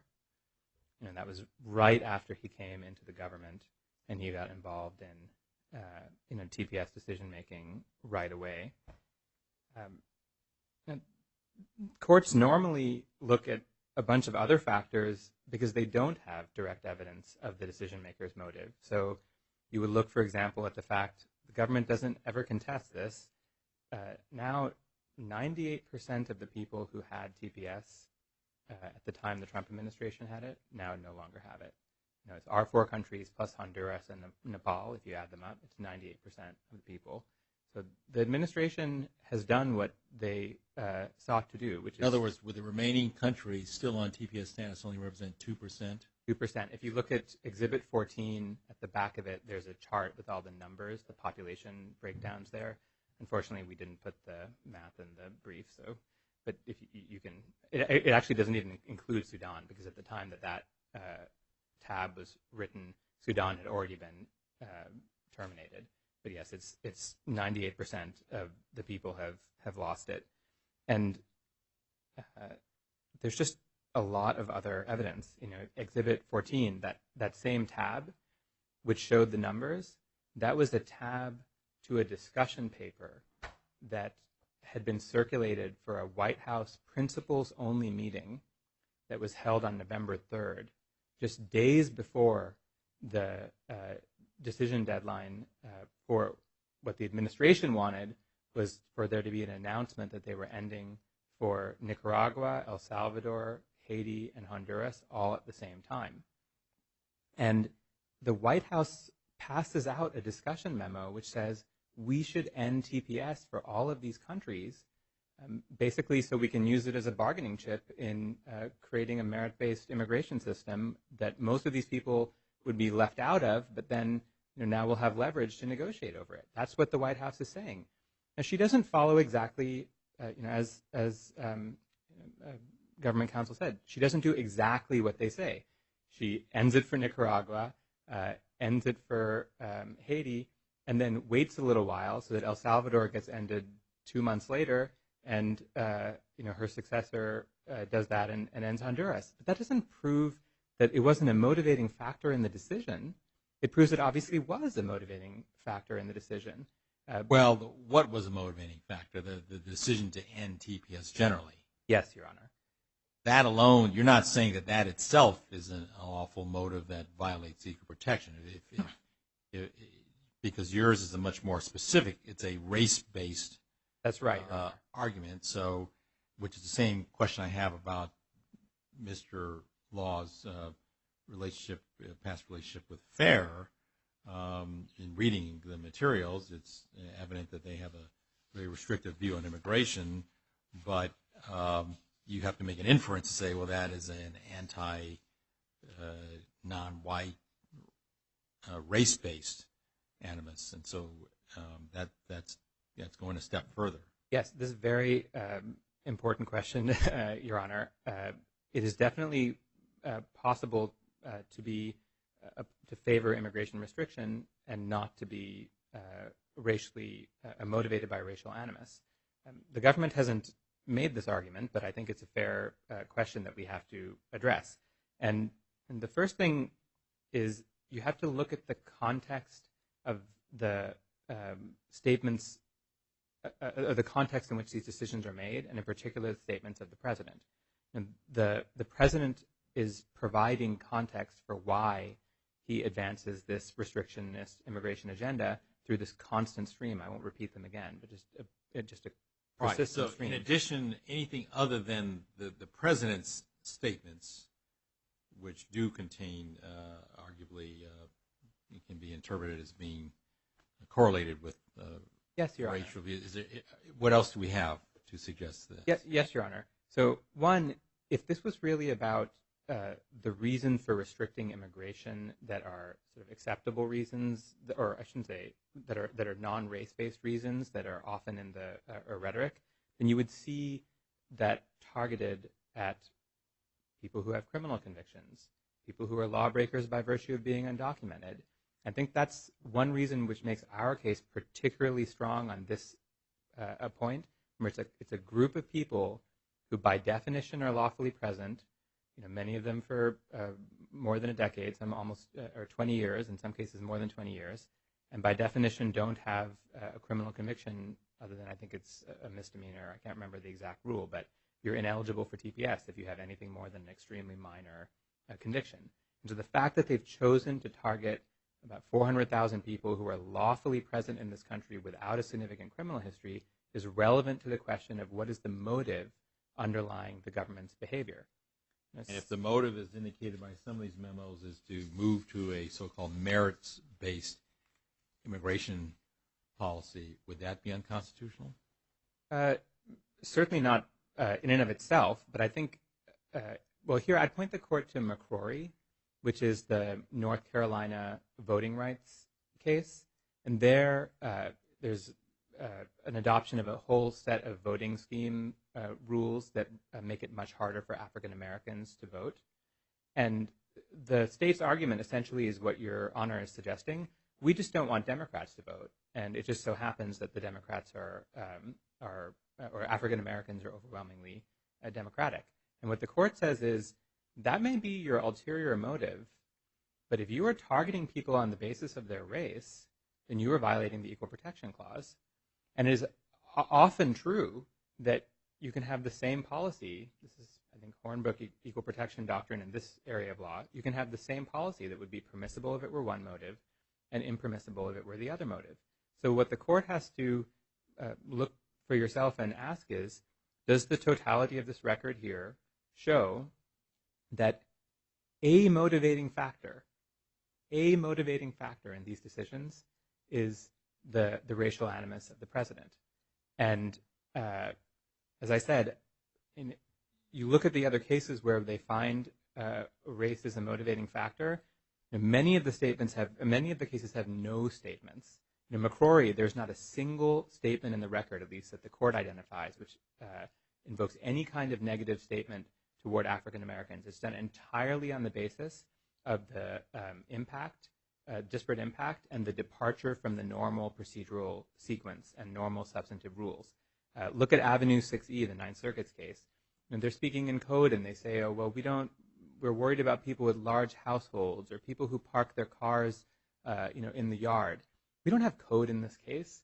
We just have blatant rank discrimination, animus statements coming from the most powerful person in the government, coupled with, we know, massive deviations from the normal way things operated. Even under... if you rely on the statements as showing that the real motivation here, or a real motivation here, is not general immigration policy restrictions or going to merit-based for race-neutral reasons, but really motivated in the ultimate analysis by racial animus or stereotyping, what does that suggest in terms of any future action if you were to prevail in this case? Would that prevent DHS from going back and revising the rules? Let's say make explicit reliance on only originating conditions and then trying to justify that somehow, or going back and considering those conditions but then reaching the same decision? Would everything be, when does the taint end? Well, there's two slightly different questions there. On the question of when the taint ends at all, I think the taint ends when there are steps that are taken to counteract it. So on the question of whether the government will be able to say at some point, oh, the president's racial animus has no role in this decision, that's not going to change until the president stops making these deeply racist statements. And some of them, like that undocumented people are animals, that migrants to Europe, who are mostly from the Middle East, are changing the fabric of European culture. Those came even after we filed the opening brief, or after we litigated the motion to dismiss. So as to any taint at all, there's not going to be a change until the administration or the president stops denigrating our clients and large numbers of other immigrants. But that doesn't mean that it's a motivating factor. Right? Like, just because that's one factor, and under Arlington Heights, there's a rich set of evidence that the court is entitled to look at. For example, if when they went back, the country conditions career people wrote, instead of saying, well, under all the standard metrics, TPS should be continued, or the problem is the conditions on the ground are that bad. If instead they said, we don't think that extension is required here because the Sudanese civil war has dramatically improved, or things like that, then that's relevant evidence. Even if the president is still making his racist statements, that's relevant evidence that it's not a motivating factor in the decision at this point. In addition, Your Honor, I think this is a reason why the equal protection claim is especially easy for us to win in the TPS context compared to a bunch of other immigration policy. It's not an accident that we haven't brought equal protection challenges against so many things that the administration has done in the immigration courts, asylum policy, all kinds of things.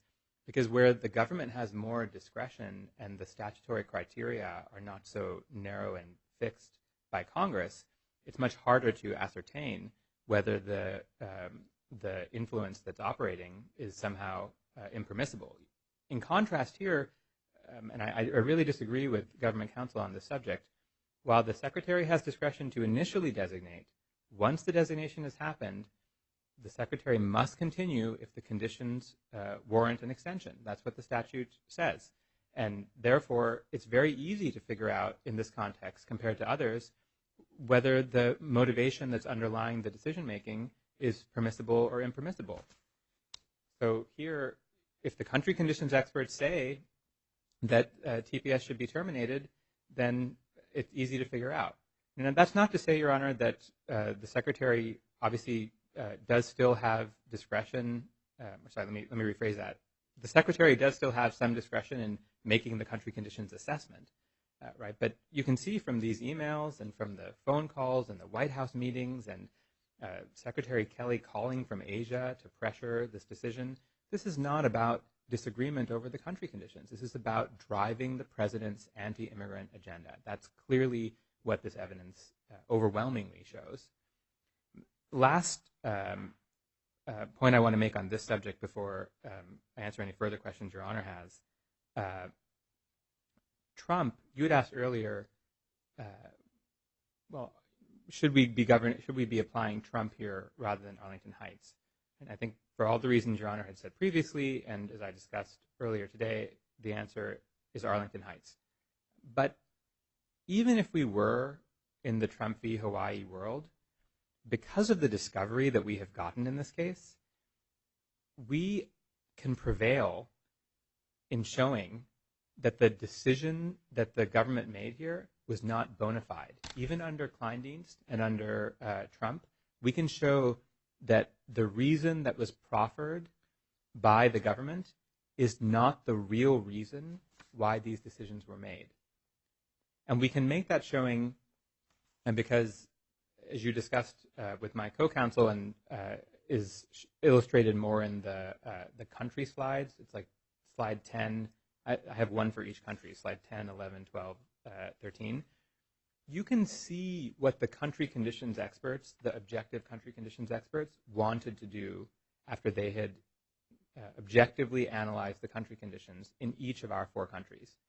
Because they say, well, the conditions on the ground warrant TPS continuing. For each of them, the Rio reports show it in some cases. In some cases, it's the diplomatic mission. That's the U.S. Embassy in Haiti and in El Salvador. They're on the ground. They know what's happening, and they're describing in their letters what is happening. So we actually have a very unusual set of evidence here because we have pre-decisional material. And the Supreme Court in Trump specifically noted the absence of pre-decisional materials in that case. So we don't have pre-decisional materials. We knew that there was this 17-page memo that had apparently analyzed the travel ban worldwide, but the court didn't have it and the plaintiffs didn't have it. But here we have it. And we know that if you took out the political motivation, you took out the racist motivation driving the president's immigration agenda, the result would be that they would have continued to TPS for all of these 4 countries because that's what the people who were analyzing the conditions on the ground actually wanted. And it's only then when the people from the Trump transition team who had come into DHS got involved that they rewrote the memos, changed disasters to challenges or whatever other rhetorical moves that they made were, and altered the conclusions that the objective decision makers had made. So I think the analogy is to imagine what if we had, in Trump, gotten the first draft of this country analysis for the travel ban, and what if that first draft said, oh, the countries that have the biggest problems when it comes to vetting their nationals are Mongolia and Uganda and, I don't know, some other country. And then the Trump administration people had come in and said, no, that's not the conclusion we're looking for. So let's rewrite this, let's rewrite that, and change it to the countries that were part of the ban. I think in that situation, the Supreme Court would have been found that even under Trump, you have not presented a bona fide reason because we know what the reasons are, and actually they're not the ones that you have put forward. So I think very confident that Arlington Heights is what governs this case, but the very unusual record we have here is strong enough to win even under Trump because we actually have this counterfactual evidence, which courts almost never get. When the Trump decision, the Hawaii versus Trump decision says the standard review considers whether the entry policy, which is that issue there, is plausibly related to the government's stated objective. Does the court engage, is plausibly just a standard of review and you still have to make the determination what was the true motivating factor, or is this more like the any conceivable justification test of the old brand of equal protection? I think it's the former because they're speaking in the context where you don't know the underlying motivation. In most of these cases, you won't get to the discovery. Like if we knew in advance that this were the standard, then it would be hard in some cases to get the underlying evidence of what the actual motive is. But I think plausibly related means that, I mean, it must mean, plausibly related must mean that if I can show you objectively that that's not the reason, then it's not. That it's not plausible. Yeah, then it's in not light of the evidence. Exactly. So it is an evidence-based analysis. It's just the standard is very low. It is, Your Honor. If you look at the facially legitimate and bona fide cases that the lower courts, when the lower courts apply facially legitimate and bona fide, and again here we're outside the briefing for which I apologize, but there's a 10th Circuit case. It's Marzak v. Green, which is an application of M-A-R-C-Z-A-K v. Green. It's an application of the facially legitimate and bona fide standard in the parole context under in domestic immigration law. This is people being released from the border to come into the United States. And in that context, the court reviews a number of cases and says, you do some evidentiary review, even in this context, to see whether there's some basis for the underlying rationale that's been proffered. There's a 9th Circuit case on that subject as well, where it's Nadaraja, N-A-D-A-R-A. Sorry, what is it? N-A-D-A-R-A-J-A-H, Nadaraja. And these are just lower courts applying facially legitimate and bona fide review, and they're doing some amount of evidentiary assessment. I read even the Supreme Court's decision to do some amount of evidentiary assessment. The court has this discussion about the waiver policy and whether the waiver policy is real or only kind of for show. They wouldn't be doing any of that if you didn't have to make some evidentiary assessment in deciding whether the justification was even plausible. So definitely there is some looking beneath that goes on underneath that standard. Now, I imagine that not in every case will you get the pre-decisional information actually handed to you, because a lot of them involve national security, which is what happened in Trump v. Hawaii. Our case doesn't have any national security considerations in it, and so we were able to get, or if there is a national security consideration, it cuts in our favor when you have people like Southcom saying you should not end a TPS for these countries. But we were able to get that information, and so we actually know what the underlying decisions would have been if you didn't have this political interference going on in the decision-making process. All right, let me give the government a chance to respond to the last question, which I think is maybe central to the protection analysis, and that is, assuming for a moment that we are under the Trump rational basis review and not the more searching scrutiny of Arlington Heights, how do you agree that whether the challenge policy is, quote, plausibly related to a legitimate purpose or, quote, can be reasonably understood to result from a justification independent of unconstitutional grounds? Is that an evidence-based analysis? I guess I'm a little confused with the question. When you say evidence-based analysis compared to versus well, there's that old branch of equal protection law that even a court can, if you can conceive of any reasonable basis, even if it was never argued by the government, even if there's no evidence, even if the court conceives of it, you uphold it, the Lee Optical versus Williams and those line of cases. And then there's more modern cases that say, well, it's a rational basis, but we're going to look a little bit and see what really was what could have been the motivation of the voters in Colorado, for instance. So what branch is this? When they say plausibly related or reasonably can be understood, does that mean in light of the facts it can be plausibly related to an independent purpose, or is this something that anything conceivable Well, a couple things. One, Your Honor, is in that decision they analogize the rational basis. So I think it's pulled from the rational basis line of reasoning. The other thing I would say is that we contend that this would be a record review case, even on the equal protection grounds. And so it's the rationale as explained by the government and the assessment of that, of whether it's the plausibly stated objective. So I think that I would say is it would be, you would look at the to the extent we're into the merits of it, to the stated rationale by the government.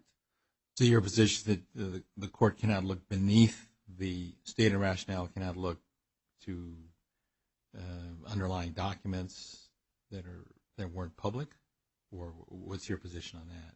Well, Your Honor, I think that it's a record review, administrative record review, and so the administrative records include materials that are not public per se, but they do not include in the normal course deliberative materials. So some of the memos we've been talking about would not be included in the administrative record here? And for your benefit, we have a certified administrative record, so you could see the record that we have relied upon. and we filed each of those administrative records with the court. All right. Your position is that even on a constitutional claim that is being asserted independent of the APA claim, that the court should be restricted to the administrative record. And 706A2 refers to constitutional claims. All right.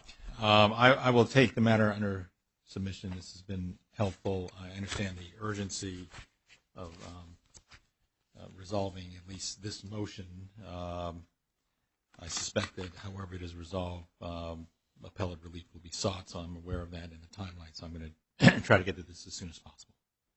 Appreciate the argument. It's very helpful. Thank you. Court is adjourned.